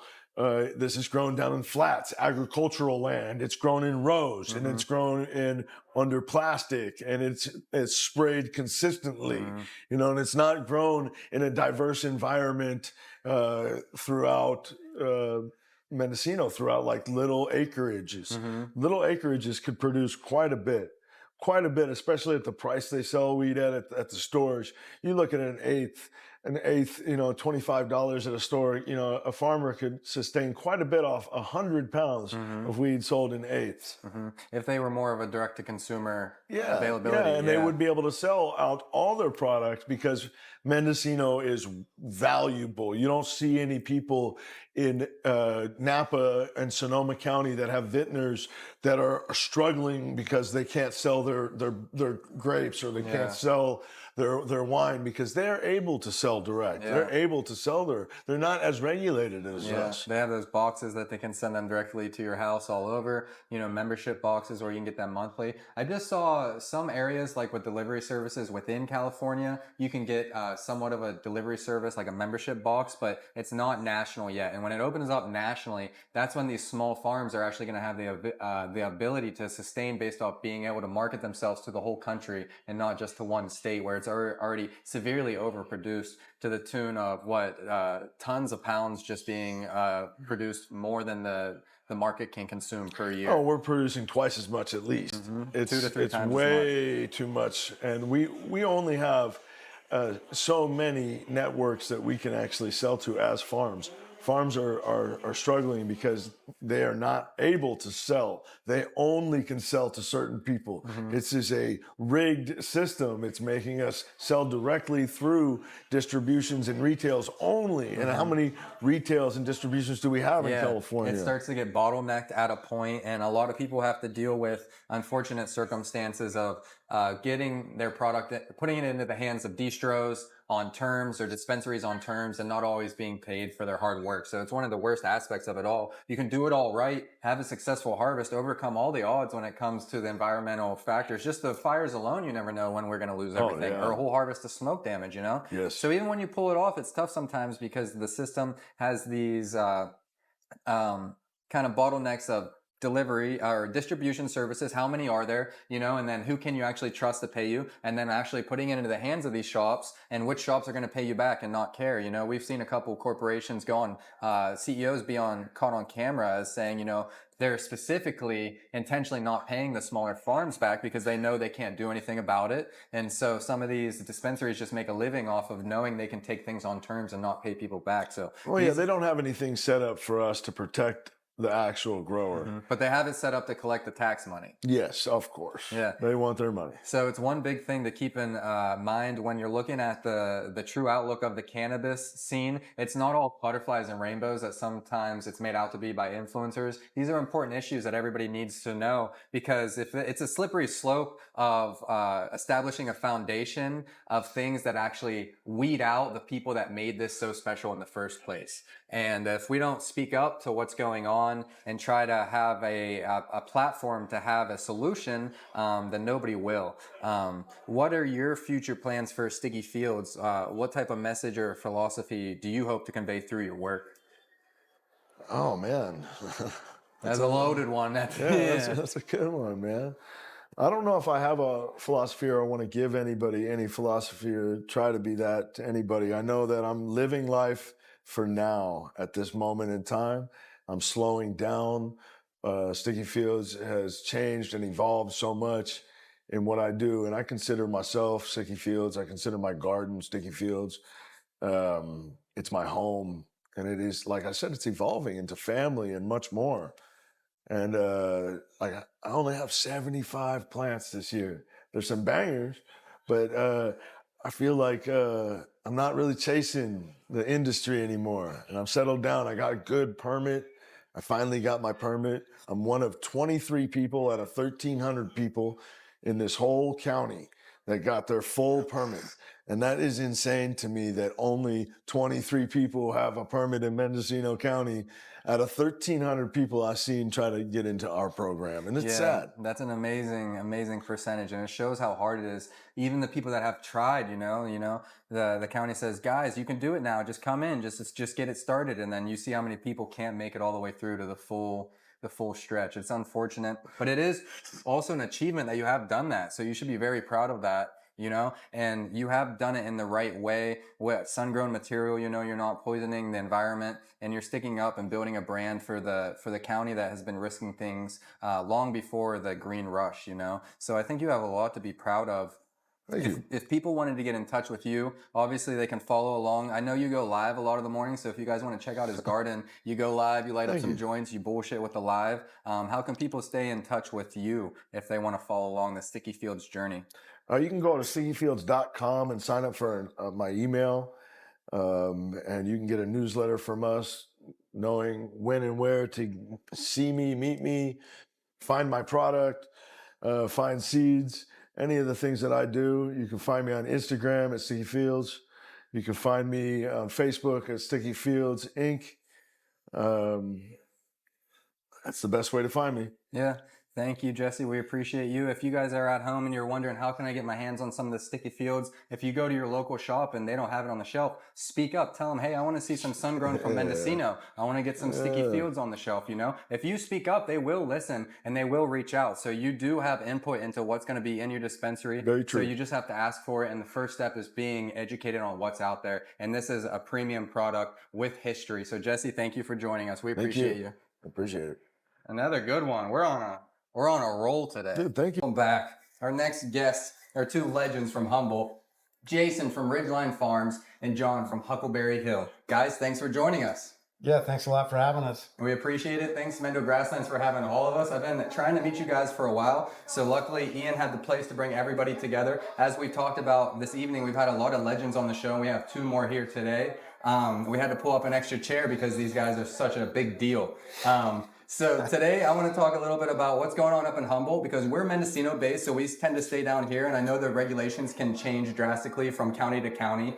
Also the terroirs. I want to talk about the environment. Both of you are sun growers, and I think it's really cool how even microclimates within your own county can really change the way that strains turn out, okay? And I think you two know better than anybody because you're award-winning growers. Let's start with you, John. Can you introduce yourself and share a little bit about what Huckleberry Hill Farms is? Yeah, my name's John Casale, owner and operator of Huckleberry Hill Farms. You know, I'm living on the same piece of property I grew up on and still doing the same thing I did over 45 years ago.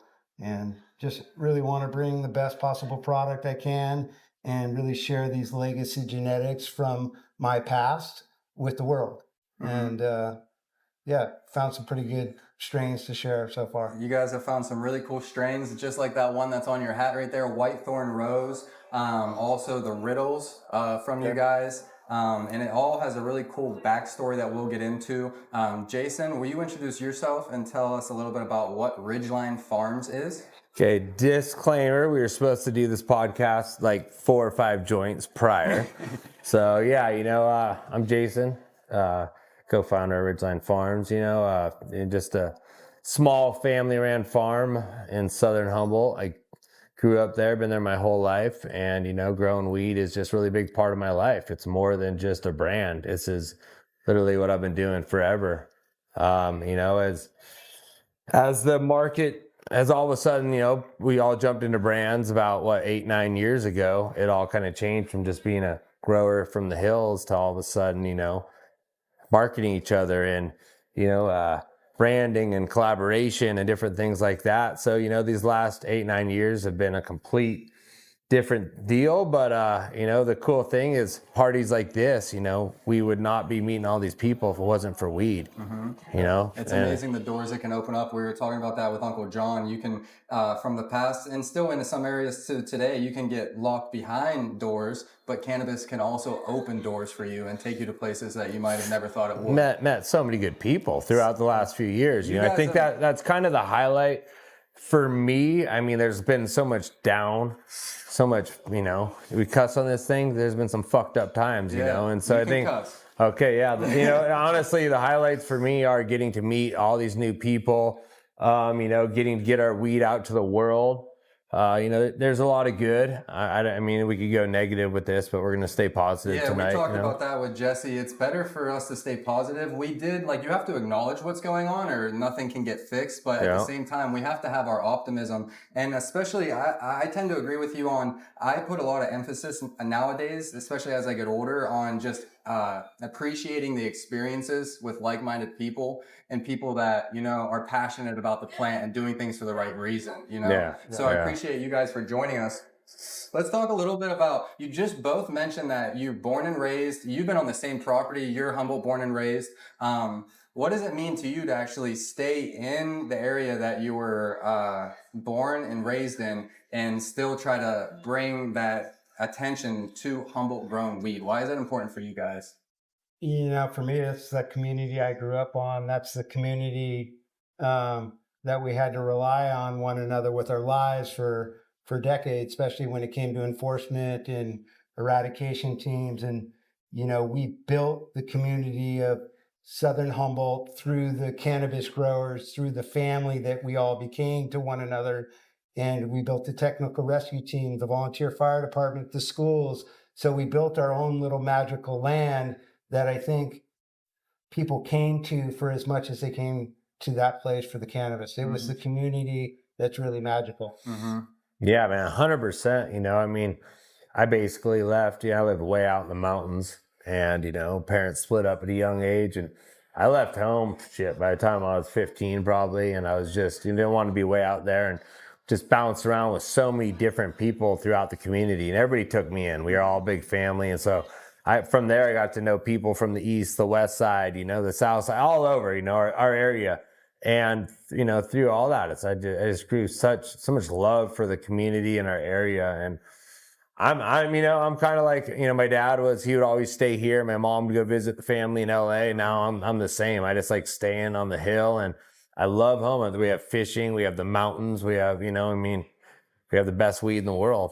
And more than anything, I've, lifelong friends that I'll be friends for life, lifelong friends will be friends for life. But yeah, just a lot of good people. Yeah, you mentioned the community up there, but it's not just the community that makes Humboldt special. It's actually your environment. You're blessed because you built, and it's not just luck. You built that foundation, that community of good people with good intentions, but you are blessed with the environment that you were in. How do you think the environment and your microclimates on your specific ridges play a role in the development of your strains? Do you specifically look for strains that are going to perform well in your area? Yeah, I think that's a big part of it. And what I've discovered over the last 40 years of having good crops and bad crops is that the strains that I'm growing on there now seem to grow the best in my terroir or my location. And I've tried to grow those strains or have friends of mine grow those strains in other parts of the county, and they just don't do as well for whatever reason, and vice versa. I've tried their strains on my property. So, my mom bred the strain that I'm growing today on that same piece of property, or crosses that I made from it, because of its uniqueness and because it grew better there, she believed, than anywhere else in the world. And so I've kind of upheld that tradition and learned everything that she learned about that plant and why it was so beneficial to that specific area. So Johnny's strains, they just put an exclamation point on the climate, because if I take his strain, I bring it to my house, it's fucking done. Really? It's done a month earlier than anything. Really? Yeah, no, it's actually learned how to grow on his property. And it's same like my dad makes he has a strain he's been breeding into for the last 20 years. And Superfruit? No, it's the Supergirl. And it's, he just kept breeding it to finish early where he lives, which is up past me. So, with all my strains, or other people's, a lot don't work. Yeah. I had somebody give me one of their prize. I won't throw out a name because they're a great nursery or whatever. They gave me their number one, right? This is the best. I grew it and it just turned into little baby bee buds, it didn't do it. Yeah. So you got to find out what grows good in your climate, and it's really important. Our climates are completely different from neighborhood to neighborhood. Every one of my friends talk, but it's all completely different. We were talking about that with Jesse, how your elevation and the valleys you can be in, or like the side of the ridge that you're on, all plays a role. Now, going back to some of your guys' unique proprietary genetics, you're both award-winning cultivators for specific strains that not everybody has. You mentioned your mom was breeding some of your strains that have carried over into your award-winning Whitethorn Rose, the Riddles. You have a strain called Mom's Weed, right? Yep. Is that one of the predecessors to the Whitethorn, or is that a different lineage? Yeah, Whitethorn Rose and Mom's Weed are both Paradise Punch crossed with Lemon OG. And early on in the industry, when we didn't matter if we grew from seed, we discovered a lot of different phenos and those traits that we like about those certain strains. And as the industry changed and evolved, and they wanted Mom's Weed to look like Mom's Weed, our farm in particular stopped growing so much from seed and growing from mother plants that in return grew clone plants that look all similar and all the same. Yeah, so you made your selections and started to scale out the specific clones. Yeah, exactly. And so Mom's Weed and Whitethorn Rose are the same exact cross. It's just different phenos, and we call them sister plants. They look differently, they taste differently, but they're both special and unique in their own way. And some people wonder why, if you have the same cross, that you would rename it depending on the phenotype, but that's why. They're totally different. Totally different. Oh, And yeah. if you release 2 jars and it says the same thing and the consumer has a totally different experience, they might be like, what the hell is going on here? They're just throwing anything in a jar. So I think that's important for the consumer to grasp, that they might not realize you can have the same exact cross and have it turn out completely different depending on... see, I don't do feminized seeds. I mean, I'm not saying I won't ever, but it's every time you might get a male, of course, but then every female is completely different. Yeah. I mean, every once in a while you're going to find one similar, obviously, but there's those winners in there, and that's the hunt. That's what gets me going, is is trying to find the one. We talk about it all the time. Now we're doing it together with our strains. We put ours together, and now we're chasing it. Because you have such amazing and unique genetics. While a lot of people are chasing down the same watered down hybrids, you guys have really built your own lane. And like you just mentioned, you have the award-winning Lance. What's the cross on that? It's Green Lantern times Ridgeline Runts. And that Green Lantern is kind of notorious in NorCal. It won some awards at the Emerald Cup back in the day for sun growth. It won a good one. I think, it's the Emerald Cup has gone from small to giant, kind of back to small. And it hit at the right time. It was the first sun grown, right when the legalization happened, as the first winner. And, I went from an outlaw to being in front of the camera all in one day, and it was fucking intense. It was a life-changing moment for sure. It was a big deal back then, and we were hidden. We didn't show our faces. But you guys have done it in an effort to brand yourself and bring attention to your brand, because bring attention to our community as well. Exactly. Right? That's the main picture, is our brand. We want to do what we're doing, but we want it to shine, like our elders. I mean, that's, his mom, my dad. I mean, these are people that started this thing, and they're getting forgot about. So that's the number one. And through your branding, you're creating sustainability for your brands to be able to keep supporting your community, because for some of the people that were less fortunate, that maybe weren't as tactile at branding early on, or that maybe got left to the wayside or aren't here anymore, it's important for people to know that there are still people carrying the torch that were here, that were helping to light it originally, and actually took the risk way before it was easy and there was public access everywhere. When we talk about your breeding projects that you just mentioned, you guys are starting to work together.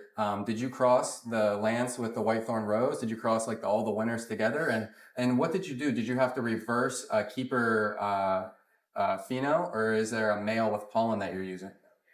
Well, I used the Lance male, and I crossed it into the Whitethorn Rose. Beautiful. So it's a natural. So you're going to, like you said, work through males and females. But some people tend to say working with regular seeds actually creates more sturdy genetics in the long run. I believe so. I mean, honestly, I haven't even worked with all.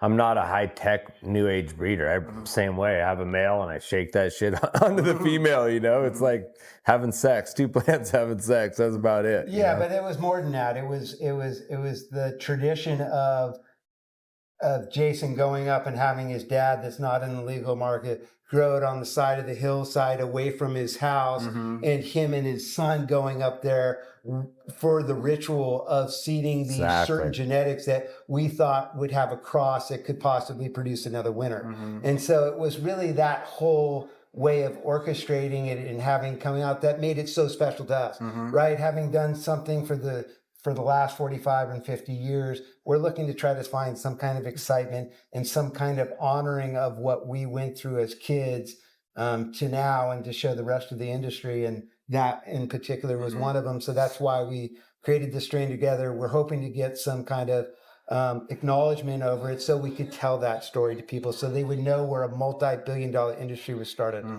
And I think that's really cool that you mentioned the ritual of the process, because it shows how grateful you guys are and how appreciative you are for it. And I just had Joseph from Emerald Spirit Botanicals on, and that's just saw him outside too. His mother in their breeding projects talks to plant spirits, and I get goosebumps thinking about it, honestly, because she puts direct intention out, and they also use science, and they have their tests that identify the high THCV, so they're looking for minor cannabinoids. But there is something to be said about that ritual and that aspect of being grateful for the plant and having that direct intention. And it almost coincides with like the Buddhist philosophy of being here in the moment. And that's almost like what you guys do. And I think it's important that we preserve that, because if you look at it on the opposite end of the way that everything's trying to get scaled up at such velocity that they just have the smallest margins to sell shit for, you really lose a lot of that ritual, because then you bring in workers that may not care about their job or the plant, and the tractors come through and just cropping huge monocrops of things that are otherwise soulless, you could say, you know? I love what you're saying. Yeah, I mean, yeah, it's like goosebumps, because this is a shit that people don't understand. Like for us, it's when I'm there, like, thanks for Johnny bringing it up. I'm there with my dad, 3 generations, my son, and we're doing something. It's like we feel a different feeling towards weed. We aren't, you know, like it's money.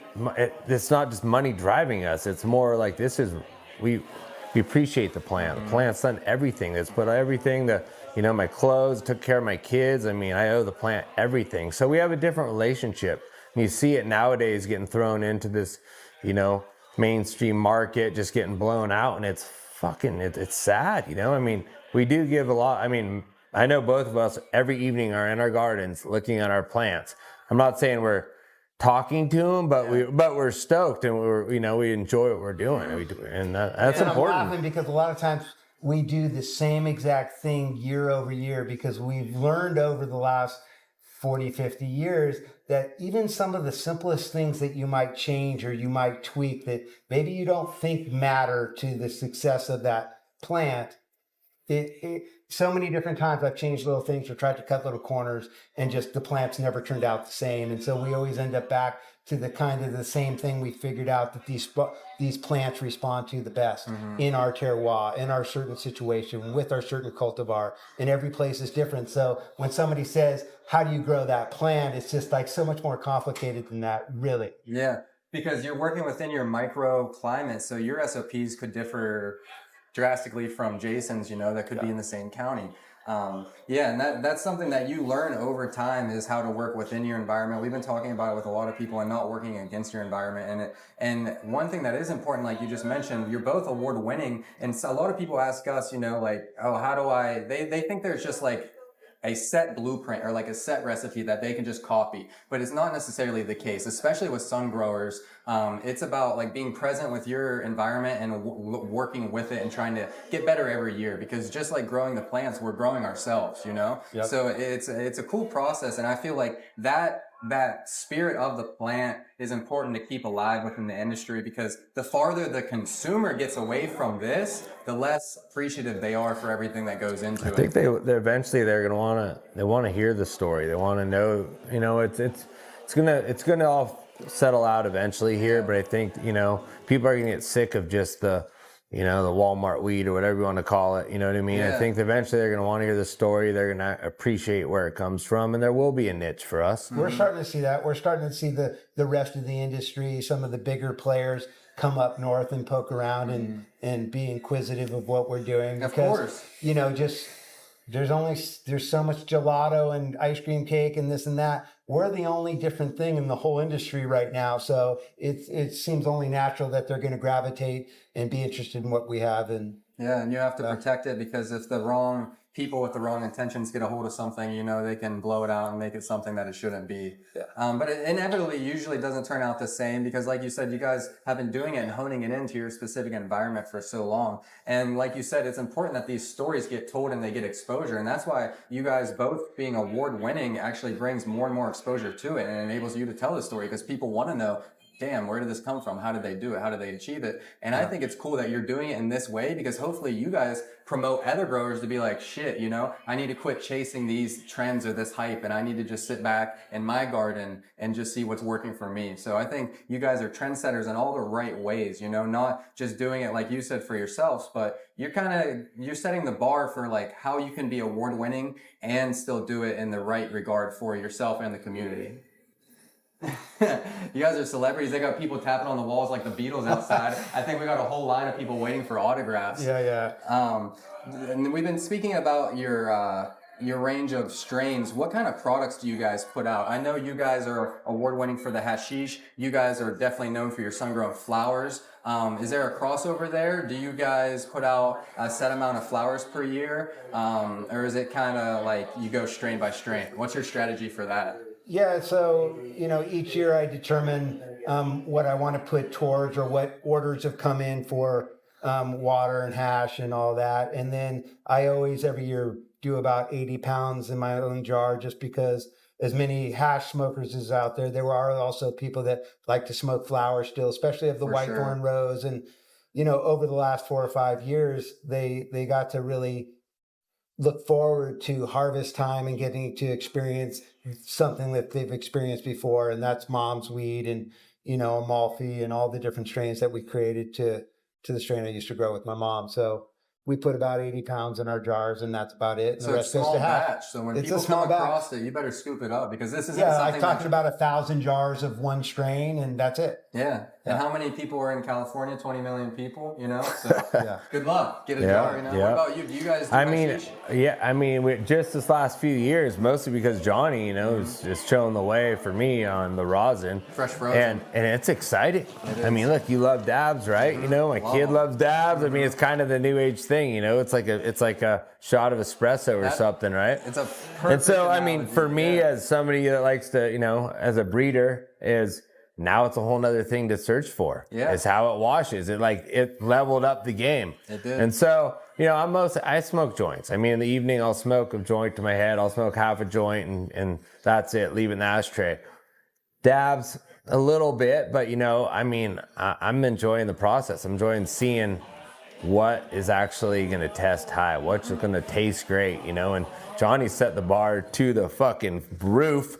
You know what I mean? So now, ours together was good, but it doesn't wash like that rose. I think it's spectacular. It's just so I'd say mostly flower, but I'm merging into the rosin lane a little bit. You know what? The whitethorn rose is so unique, and it probably has those recessive qualities because it's a unicorn. If you guys did an F2 or an F3 and just selected back towards it, you'll probably get closer. But it's kind of like Skittle, okay? Yeah. Skittle is so fucking good. I did crosses. And it doesn't come out. Well, what do you want? You want it to taste like the fucking Skittle. It's already done. Good, It's just like the whitethorn rose. You cross, but it's already there. You know what I mean? So you kind of have to find, you got to find something that has a little different flavor. And what's really cool with the rosin world for both of us, and especially for me, is it was an area of this cannabis industry that I didn't know real well. So, I had to rely on people that manufactured it. I learned a lot from the Bryantist, from Bell, from Heritage Hash Co., and just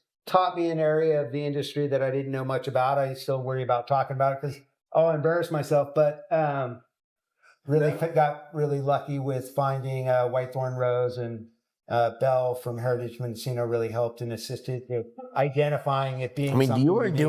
You weren't doing rosin a few years ago. We never really even talked about it. And now all of a sudden, you're most known for dude, now he's fucking crushing the rosin game. And that's only been a few years. So Nobody's the market crushing nothing. Well, I am selling it. It's an amazing product. Okay.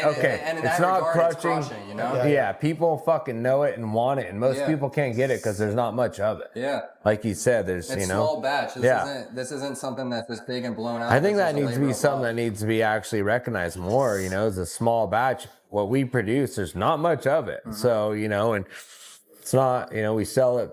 We get pushed into selling a lot of our product for way too cheap, and it's hard work. We put a lot of love and energy into it. It's fucking top that quality. Smells pretty good. What is that? That was some of this. It's a blended wash. So it's one thing that's cool that we do as hash makers is we take 2 proven phenos and wash them together, because it kind of plays the role of doing pheno hunts, but we can just cut straight to the chase with 2 proven. Dude, the smell of rosin is so fucking unreal. I want rosin sorbet. Right? Maybe the weed talking, but fuck, I would eat that. That's rosin sorbet. That's delicious. The evolution of technology and freeze dryers and being able to freeze this and have it dried the heads overnight and then squishing it, it enables people to have this experience that's as close to being in the garden and witnessing it on the vine, Because a lot of people are so far removed from that, they have the cure process, and a lot of people, you as you guys know, you can ruin your batch in the cure if it's not 100%, cured right. 100%. So my question to you is, sorry to, I might learn something here, is that the more manufacturers and hash makers that I talk to, I'm getting a lot of different answers about how they would like to see that flower broken down off of the plant. Like some people are a little questioning cutting the leaves that are tight next to the bud in half because maybe it lets plant material out into the rosin. No, I'm not worried about that. Okay. So that can be overcome in the spray process. Like if you just keep spraying out the heads, you can remediate that green material that they might be referring to. We literally get remarks specifically on how white our rosin is. So this is you. And like Twitter gets crazy. They call it "come white."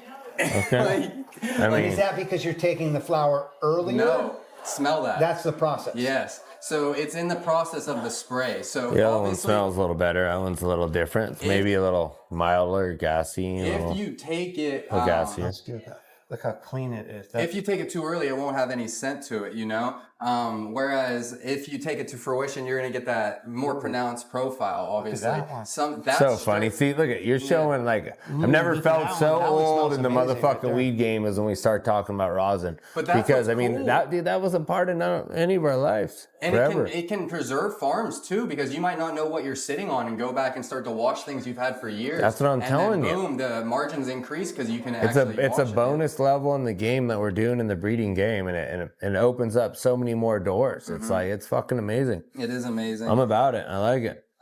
What are some of the other advances? Has technology or anything, or any modern advances? You've been growing for 40 years. Has there been anything that has really we're old had changed the game for you guys, or like made it easier, or do you still kind of go back to your like standard practices that you've been doing for years? You know, that's a tough question. I mean, I basically am going with the standard practices. I really believe I'm never going to have too much product. I'm always going to be the little teeny small farmer. I'm not going to have any impact on the industry. So I want what I'm putting out to the world to have a reflection and taste like the place where it came from, because that really tells the story when I'm putting, ginkgo leaves in my soil, or I'm digging mulch from underneath the white thorn bushes or the huckleberry bushes, because I want people to be able to smoke any cultivar and say, oh God, that tastes like it came from Huckleberry Hill Farms. Mm-hmm. So I want it to taste like the place. And for me in particular, that's kind of what's important. That's cool. That's fucking rad, because I mean, I feel like we're not advanced in this. I watch all this shit online. I'm just like, holy shit, even breeding, it blows my mind. But because we're old school. Yeah, that's what I'm saying. Well, I mean, I'm learning every year. I'm always learning, I mean, now I'm getting to use amazing food that I get, from Advanced, and it's all organic. So that's kind of like a little learning, little cheat sheet for me, because I used to make my own teas and do all stuff like that, and a lot of these companies are figuring that out for us to make it an easier way. So that'd be the most advanced I'd be, but usually, the same dirt, amendments, fucking grow outside, mixed light, but really we aren't too advanced. Life is like the yin and yang sometimes, of like people thinking that they need to have all the newest and most up-to-date equipment or the craziest greenhouses, $1 million, basically indoor, outdoor greenhouses. But I think you guys are a great example of keeping it simple and just using nature, working with it, especially how you use your inputs to kind of create a unique taste throughout your strains. That's really cool. And it also helps on your overhead, because if you're using inputs from your own farm, you're saving money. Absolutely. Definitely. Yeah. In combination with that and with our genetics, I think are really valuable. And we're just coming to understand how valuable those new and different genetics are in the industry right now. So we're having fun with our breeding projects and trying to find the next newest thing. I think that weed coming from dirt is pretty important personally. Yeah, I see a lot of plants grown in cubes, and to me it just disgusts me to see that. It just needs the dirt. Something about it, and the salts and all that shit. And it's like I feel like it's just crazy. It's so much of that weed has the look, but it doesn't have the taste. Yeah. And I mean, taste for me, I mean, that's why I love Lance, why White Throne Rose. It's like taste. It could look. I mean, smoke it the whole joint down. Whole joint. It tastes good. It makes you feel good. It doesn't hurt your throat. And that's because they're putting good stuff in there. It's organic and it's going to your body. It's like, what the fuck? People that smoke a lot, just like I'm talking about the taste from the place, whatever I have as inputs, you can kind of taste my farm. When you're growing in one of those Rockwool cubes, it's about the SOP. It might taste like Botanicare, whatever they're feeding. It's going to taste like it. I call it basement terps because we go around and we compete in competitions throughout the world with the best hatch, you know? Yeah. Everybody's bringing their best to the table. And I'll see so many jars that I'll open it up and it'll look beautiful and wet. And I'll be like, oh shit, like this this scares me, you know? Yeah. And then I take a hit and I'm like, oh, basement terps or like mildew terps or mothball terps. You know, I can just taste their nutrient program straight through. And you can feel it too in your chest, your throat, everything. The smooth dab, it's like you actually are clear and just feel, you know, fresh. Yeah, so and that's the experience. Like, I think one great thing that you create is the experience. People look forward. If they get one of your boxes, they know it's rare and they know they're going to have a good experience. And I think that's what you and like farmers that are still successful do, is they create something that people look forward to going and finding. They look forward to coming home, and then it's the ritual, breaking it down, smoking your bowl, you know, rolling up your joint, whatever it is. But I think you guys do a great job in creating that experience and just creating this presence that keeps people conscious to what's important in the industry. So I just want to say I appreciate both of you for doing that. And unfortunately and unfortunately, you know, from year to year, even the best years with Whitethorn Rose will vary from one year to the next. And so Whitethorn Rose most often won't exactly taste the same from year. It's like growing wine or grapes, right? From one year. A good vintage year.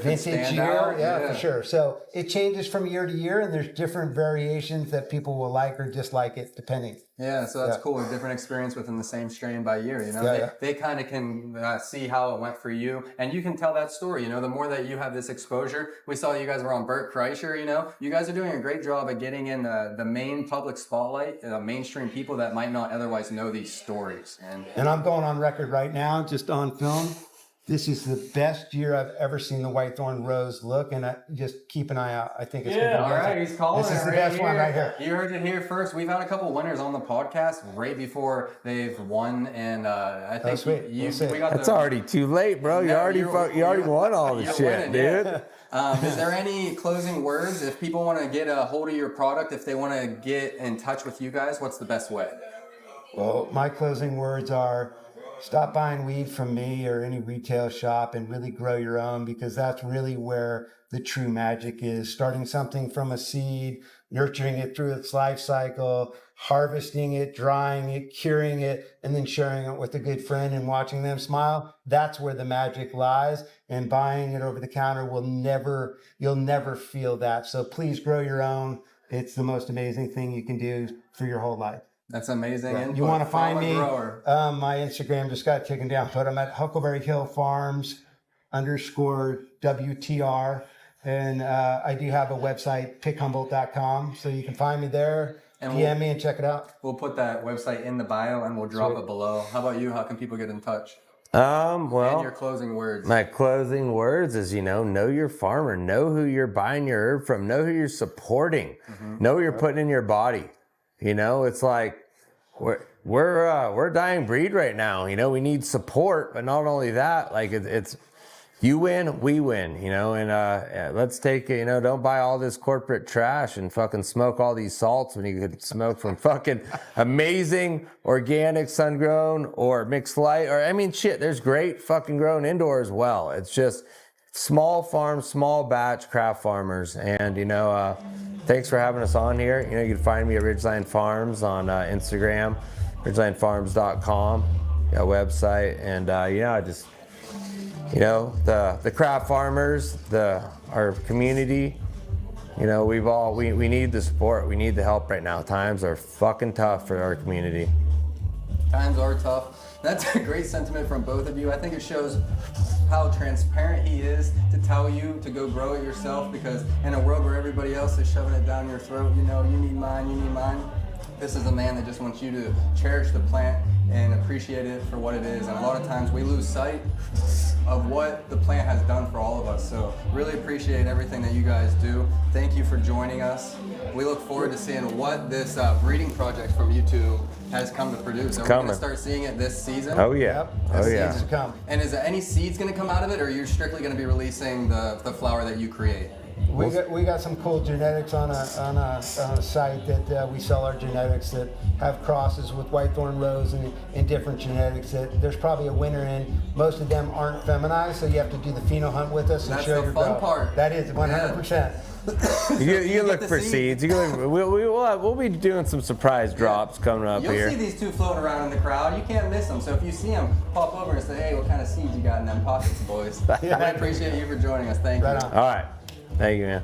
Adam, we're over here just doing the fucking thing, man. Dude, you did a lot of dabs, bro. The ones that went, say, big years ago is the vanilla frosting, and the bling went like around the world. And then now in like the market, I have like a lot of like things that's hit hundreds of stores, like cherry gas and Ajo Blanco, key lime jack, candy grapefruit. I got second in the Emerald Cup with that outdoor flower. Soul Spirit Farms grew it. Definitely heard of that. I'd done every type of growing. I was big in dry farming. Did you put it back in record? It's in record? It's endless. I could talk. I have like thousands of stories. We only have 10 minutes I of know. one dab because Ian's next and That's then cool. I'm done. Ian told me to come here and do it with you. So Check 1, 2. how are you gonna heat that? It's already heated. Oh, okay, cool. Mr. D. From Mr. D. No, Mr. D. Happy Dreams Genetics. All right, we're back with Mr. D from Happy Dream Genetics. This is a man who has won, you said first place with the key lime pie, Jack? Mendocino Grasslands. This is a 7th place finish for outdoor flower. 7th place finish, outdoor flower. This is key lime pie cross 2, Jack? No, actually, the key lime jack's like a lot of years of a work that I had a really good lime strain, which is lime OG bling. The bling basically was made the Humboldt Frost, Humboldt Gelato, and a Sunset Sherbet OG. So it's actually no key lime and no jack. It was bred from terpenes. I've been chasing terpene development so you're just chasing those terps, but it was actually from different strains. the strains all I bred. Yep. Yeah. So can you tell us a little bit about what you specifically look for when you breed strains? What type of boxes does it have to check for it to be one of your keepers? Well, an example is like the rec market now. Sativas are really hot, so like the key lime jack's really high terpinolene. Along with that, I have a sour lemon mac, and that sour lemon mac won the state fair, highest terpinolene. The key lime jack is a really, uppity. Here we go. We better pause to hit this thing here. So as you mentioned, you're searching for terpene-rich strains. You don't just look for things that's going to yield X amount as far as biomass. You're actually searching for those things that have terpenes that are unique. Is there anything that you've had in your stable that isn't necessarily publicly available? Hundreds of strains. Hundreds that aren't publicly available. Yeah, hundreds. So I have probably well into the 600 range. I put to the name game and market probably 70 to probably about 25 have made it to my website. That's beautiful. And that's just like regular seeds. Yeah. And then fem seeds, I have about 15 different proven washers. They're all available on my happydreams.com. The seeds are, from the Farm Bill. We have basically exotic bird seed, and I deal with a lot of seed banks. I'm in the Seeds Here Now. Shout out to those guys, really professional, good company. The legacy old ones like Neptune Seed Bank and Supreme Seed Bank, also Immaculate Seeds out in Missouri, and now the Attitude Seed Bank out in Europe, and even another Attitude Seed Bank out in the UK. So mostly my stuff's available through that, but mostly it's grown by Humboldt, Emerald Triangle, Trinity Farms. The candy grapefruit I did It's a real grapefruit. People tend to say it has a Skittles type smell. It has no Skittles in it. Really? And it's basically Miracle vanilla frosting male I had, which was a vanilla frosting crossed to like a Mac 15. And then that Mac 15, that one I crossed back to the Mimosa. And so that Mimosa, I had a few different ones. I have a Grapelicious. I just harvested at Full Moon Farms out in Humboldt in Dinsmore. So I basically had multiple farm sites in Humboldt County. And then now I work with different farms that I like their growing style, their elevation, the way that I lived in Southern Humboldt, Central Humboldt, and I had a distribution company out in Northern Humboldt. Now I'm mostly focusing on breeding seeds and genetics more for other people, for the people, you know. And you mentioned that they're available on your website, and you do testing before you release everything, so you got it narrowed down to 25 that you had on your website, and those are your most proven and sturdy genetics that you feel comfortable releasing to the public. So you're not just throwing things out, dusting something and tossing them out there. You're actually putting in the work to make These are like back cross 3s and F5s and things like that. And I actually have, I think this week it went up to 30, and I have like 74 already like labeled out that I could release, but I don't release them because I keep them special for certain people and places. And then I just released like a limited drop of like 20 new ones, which are like Malawi crosses and Colombian crosses that I have like the original heirloom genetics along with like Matanuska, Thunderfuck. Cool. How do you come across genetics like that? Just passed around, or did you I was big in like surfing and snowboarding and skateboarding, and from that, you know, your friends like, yeah, bro, I lived out there in Matanuska Glacier. I do tours on the glacier in the summer. I'm like, yeah, you know, any old timers have any seeds? And you literally do really find the winners by getting like the film canister, Kodak film canister in the freezer. Yeah, you're going out there and you're getting it yourself, going directly to the source. And then they'll tell me, yeah, my other buddy's got, yeah, buddy, will we pause again for a little? It's kind of melted off. But. So that's cool. You're doing the work, you're doing the research to bring in genetics from around the world and heirloom strains that are being preserved through your work and actually crossing them to maybe more sturdy California genetics. And I think it speaks volumes in the awards and all the placements that it does. Killed me. Especially with working with people that use different SOPs than yourself, and they still do awesome. I think it shows how sturdy the genetics are, because not everything performs well in every environment, but the fact that you did so much work to create sturdy crosses, it shows that you can pop them in your own region and expect good results. So we thank you, Green Man. If you need any of his seeds, check out the website. What did you say it was called again? HappyDreams.com. HappyDreams.com, and you're gonna have the chance to choose from some genetics that he's been working for years and years, and it's right at the edge of your fingertips. So go check that out. Thank you for joining us, man. I appreciate you. Yeah, thank you. That was a rip. That was. All right, we're back with a guest that's been on the show before, Harrison from Hash Engineers, a Mendo local himself. Harrison, thanks for the impromptu guest appearance. Thank you guys so much for having me. Just, you know, how to come say hi and celebrate the harvest party with all the other lokes. It's the harvest party. It's a party where everybody is thankful for another harvest, because nothing is granted or given. It's only earned. And today you've earned yourself a scarf. He's coming in with the Mendo chic look. Oh, yeah. This is a man that's sporting high fashion while getting high. And if you'd like to look like him, you can grab that look off his website now. Speaking of a website, he has a Telegram where you can find this resin. I actually don't, but I should. I'm running a Telegram, actually, so if you go to the link in my bio, we'll find it. I'm selling Harrison's resin, wink, wink. And today you brought something new through, as you always do, or seem to. And today, what do we have? Parchment Vibes, you know the best. Always. It's a blendo and a really special one. So we have Sunset Sherb crosses sour candy, and that was bred by Urban Turt Farmer. The sour candy's KC36 Sour D. So you got Sunset Sherb, Sour D, KC36. And then I mixed it with my pheno of Z-Face from Archive, which is Skittles on Face Off OG. The profile I get's like a creamy, grapefruity citrus, more on the funk side, but you know, you tell me. It kind of can go any way depending on how people want to interpret those terps. All right, I'll tell you what I think. We'll take it at a reasonable temp. Now, what type of breeding projects or what type of pheno hunts are you working on this year? A lot of fun new breeding projects. I'm really thankful I got something with Symbiotic in the works, with Auti Genetics in the works, and then a couple in-house that I'm really excited for with my breeding mentor.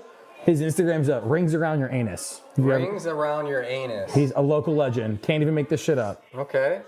The guys here at Yokayo actually know him well. He's helped them with some fun projects. So if you're looking for something cool, shout out Rings Around Your Anus. Yeah. You're also working with some other legends, Symbiotic and Auti Hash, two of the GOATs when it comes to breeding and sun-grown projects, for sure. And really, really excited for both of those. I gave them my selected phenos of the Starburst 36, bred by Higher Ground, which I think everyone's starting to really enjoy and love and get more time to play with as far as finding their own phenos. And then one that's more unique to me that no one else has, because that same breeder I mentioned, he actually F2'd and F3'd these, and it's Skittles on Triangle Kush, the ZTK.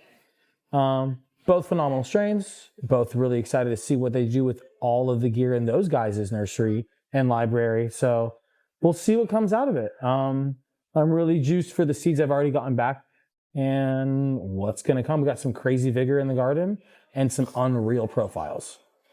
Yeah, you're always pushing forward the evolution of the plant and of the artistry of tastemaking. So we appreciate that. And what did you said? A whole mouthful. So we're gonna have it pop back up on the screen. But this is a lot of strains coming in here. Huh? Sunset Sherb on Sour Candy and Z-Face. Sunset Sherb on Sour Candy with the Z-Face. Let's see, 580. Oh, we love that.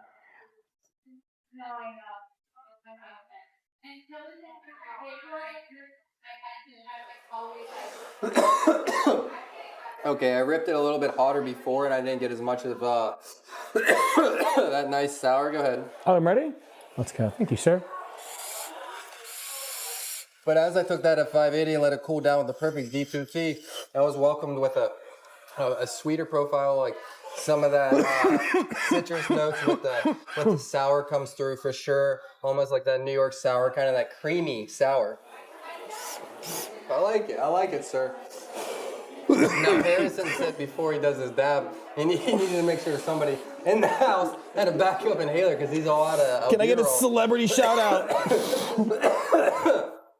So shout out to the Triple OG coming through here. Ice House, I always take care of Harry. Ice House coming through. Got you. This is a quick one. Irresponsible dabs. Tonight is not recommended. A perfect example of hash makers helping each other, the community coming together. You know, some people think, oh, we're all in competition, we must hate each other. No, look, he would have literally died today if it wasn't for him. He could have been like, oh, one less competitor at the Ego Clash table. Nope. Oh, he's taking it back. And it's gone. Bye. I won't see you guys there. Sorry. Yep. You got to fend for yourself out here. No. Harrison, we look forward to see what type of unique new phenos you come across this year. If people want to follow along, if people want to get in touch, what's the best way? I'd say IG. I'm pretty responsive. And besides that, what do you think about spray packs? Oh, it's interesting. I actually could talk about that. You started spray packs, you said. No. Yeah, or you said you went to school with the guy and you got in on it early. I wish. I'd be rich. Yeah. That's like the guy spraying hemp with THC. That shit made people oodles. I wish. This kind of smells like bubblegum now that I think about it. Would have made a real impact in cannabis. Actually being Yeah. Oh yeah, my God. That's what he doesn't tell anybody. Harrison's trick is that he actually still open blast. That's how he gets his batter effect to it, you know? Oh, yeah. This isn't Terpy Fresh All my Press. _rosin's actually CRC. And the R's for rosin. Reddit. Reddit /rosin. Harrison's under fucking 20 different names on there, so just look out. Oh, God. All right, that's another one. I wonder if we're going to get Mendocino Grasslands on this pitch.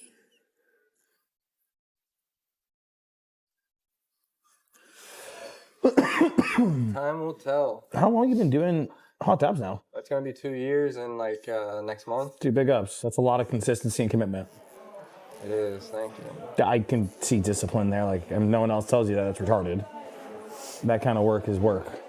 Oh, it's work, buddy. But we get to enjoy it. That's nice. Oh, nice. I enjoy it, buddy. You know, otherwise it wouldn't be as cool. It's the perfect blend. Well, it has to be the right amount of authenticity there. Otherwise, it's not genuine, right? Do what you love. Exactly. Yeah. Dad told me that. But I'm like, fuck. You say that during harvesting time? She's like, this is taxing. This is grueling. 16-hour shift of fresh row in the middle of the night. You're like, all right. But you love it. Posters at the door. So he just did the podcast with Mace, and this was fresh press. So I just, since we did it kind of so quick within, I don't know, I think we did this whole thing in like 24 hours. I never got a chance to see what the cold cure looked like because it was smoked so fast. So I'm just gonna wipe this up real quick. I'll tell you this, I like a buttload more than golf. And I was forced to play golf when I was younger, to play tennis. And those shoes, when you go to those spaces, just go hand in hand. Yeah, I'm not into the golf. Those shoes suck. Nose came out a lot. It's so much more enjoyable. Yeah, it's more of a vibe. I don't know. Yeah. By the way, we love the podcast. The THV thing. I got the nail eating up. That was really educational. I appreciate that. What? I got the nail eating up for you. Well, you out your mind. You're not gonna take a dab? I'll take a dab. To whip the rosin, not to take a I haven't released the Mace episode. I could have this just snip in after we. Well, you saw the run. My bad. No, you're good. So these are like the prelims. So this one, we're calling it 4 directions, but it's THC, Nose did come out a lot. THC, and CBD, and 1-to-1. All the way across. So it's a 1-to-1. Okay. And then a Fuck, I want to say it was a berry or it was a. And then it's. Oh, see, that's medicine. Oh yeah. That's sick. Yeah. It's last year's sun grown, so it's it's not fresh depth by any means, but it's still got a nice little note to it. Harrison, what do you know about THCV, boy? Glycinine. Oh, that's what that is. Yeah. Okay. Okay, so Okay, for sure. Radio Ridge, we were playing with some stuff, and he came out with something that had a lot of THC. Oh no, it was G. Yeah.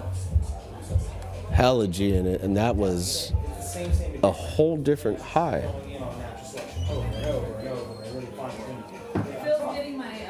Yeah, it's fascinating. We ready?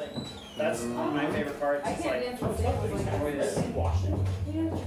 yeah, we actually did a little wash of it with, we just did a little test run through our property. That would work, honestly. Probably like 2-3%.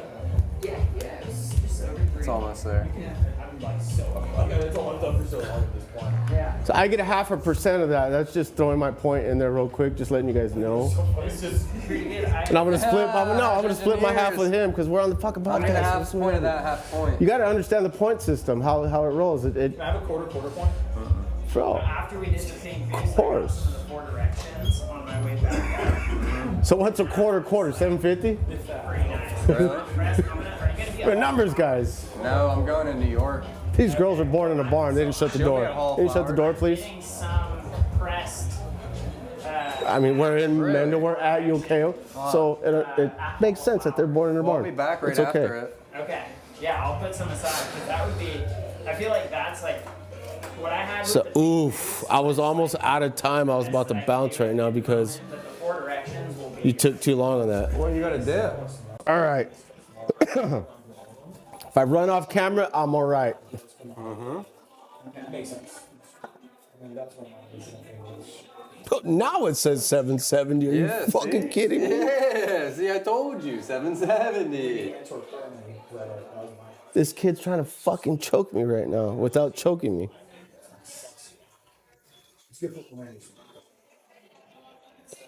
Okay. So we're gonna bring up oh, this fucking guy, bro. Uh-oh. Harrison, look at him. You better get the inhaler back. He has his. Oh, he has it. All right. He already took it back. He couldn't even put down the dab. This is a man who didn't see it coming. He should have known better when he sat down at this table. When you sat down, is he really golf cart? Yeah, boy, you know how we do it. Surprised. I knew what I was doing. I took a prednisone earlier. Pop in and say hi real quick. Oh, that tastes hella burnt. That's like hot. For sure. That's that hot was as fuck. Too bro. hot, buddy. Like, You could probably still put yours in there. Yeah.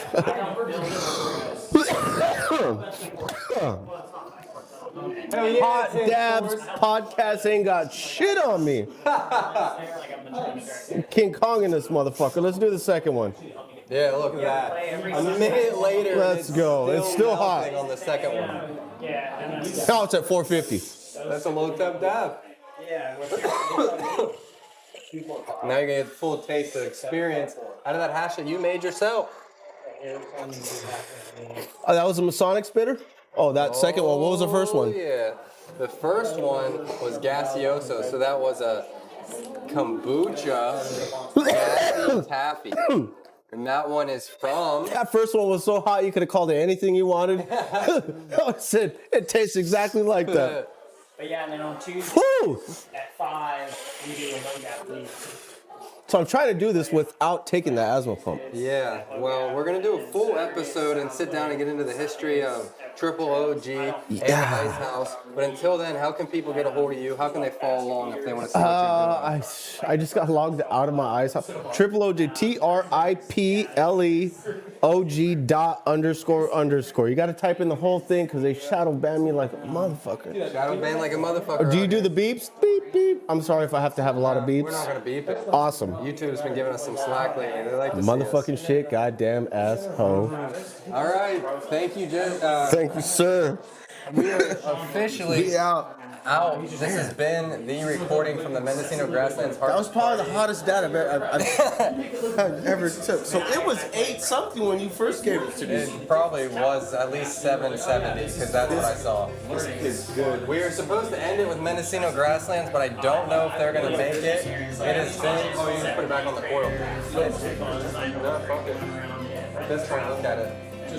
He said, you don't dip it or nothing? He looked at me like I was fucking crazy. It's been a long night. I think we might be closing it out, so thank you all for joining us from the Mendocino Grasslands Harvest Party. Unless we find Ian, shout out Adam, shout out Jen, shout out to everybody that makes this party possible. And we got the albuterol with the inhalers are popping off in the background. We got the DJ going. This party's just getting started. It has been a crazy experience. We got tattoos going down. We got a flower bar. We got donut pegs on the wall. We got everything you could need. We got knives to cut up your flower. Don't ask, it doesn't need to make sense, but it's an experience here. And this is in Mendocino at the Yokayo Ranch. So if you've never been here, you need to make your way out. This is probably going to be the ending, unless we find them. Thanks for joining us.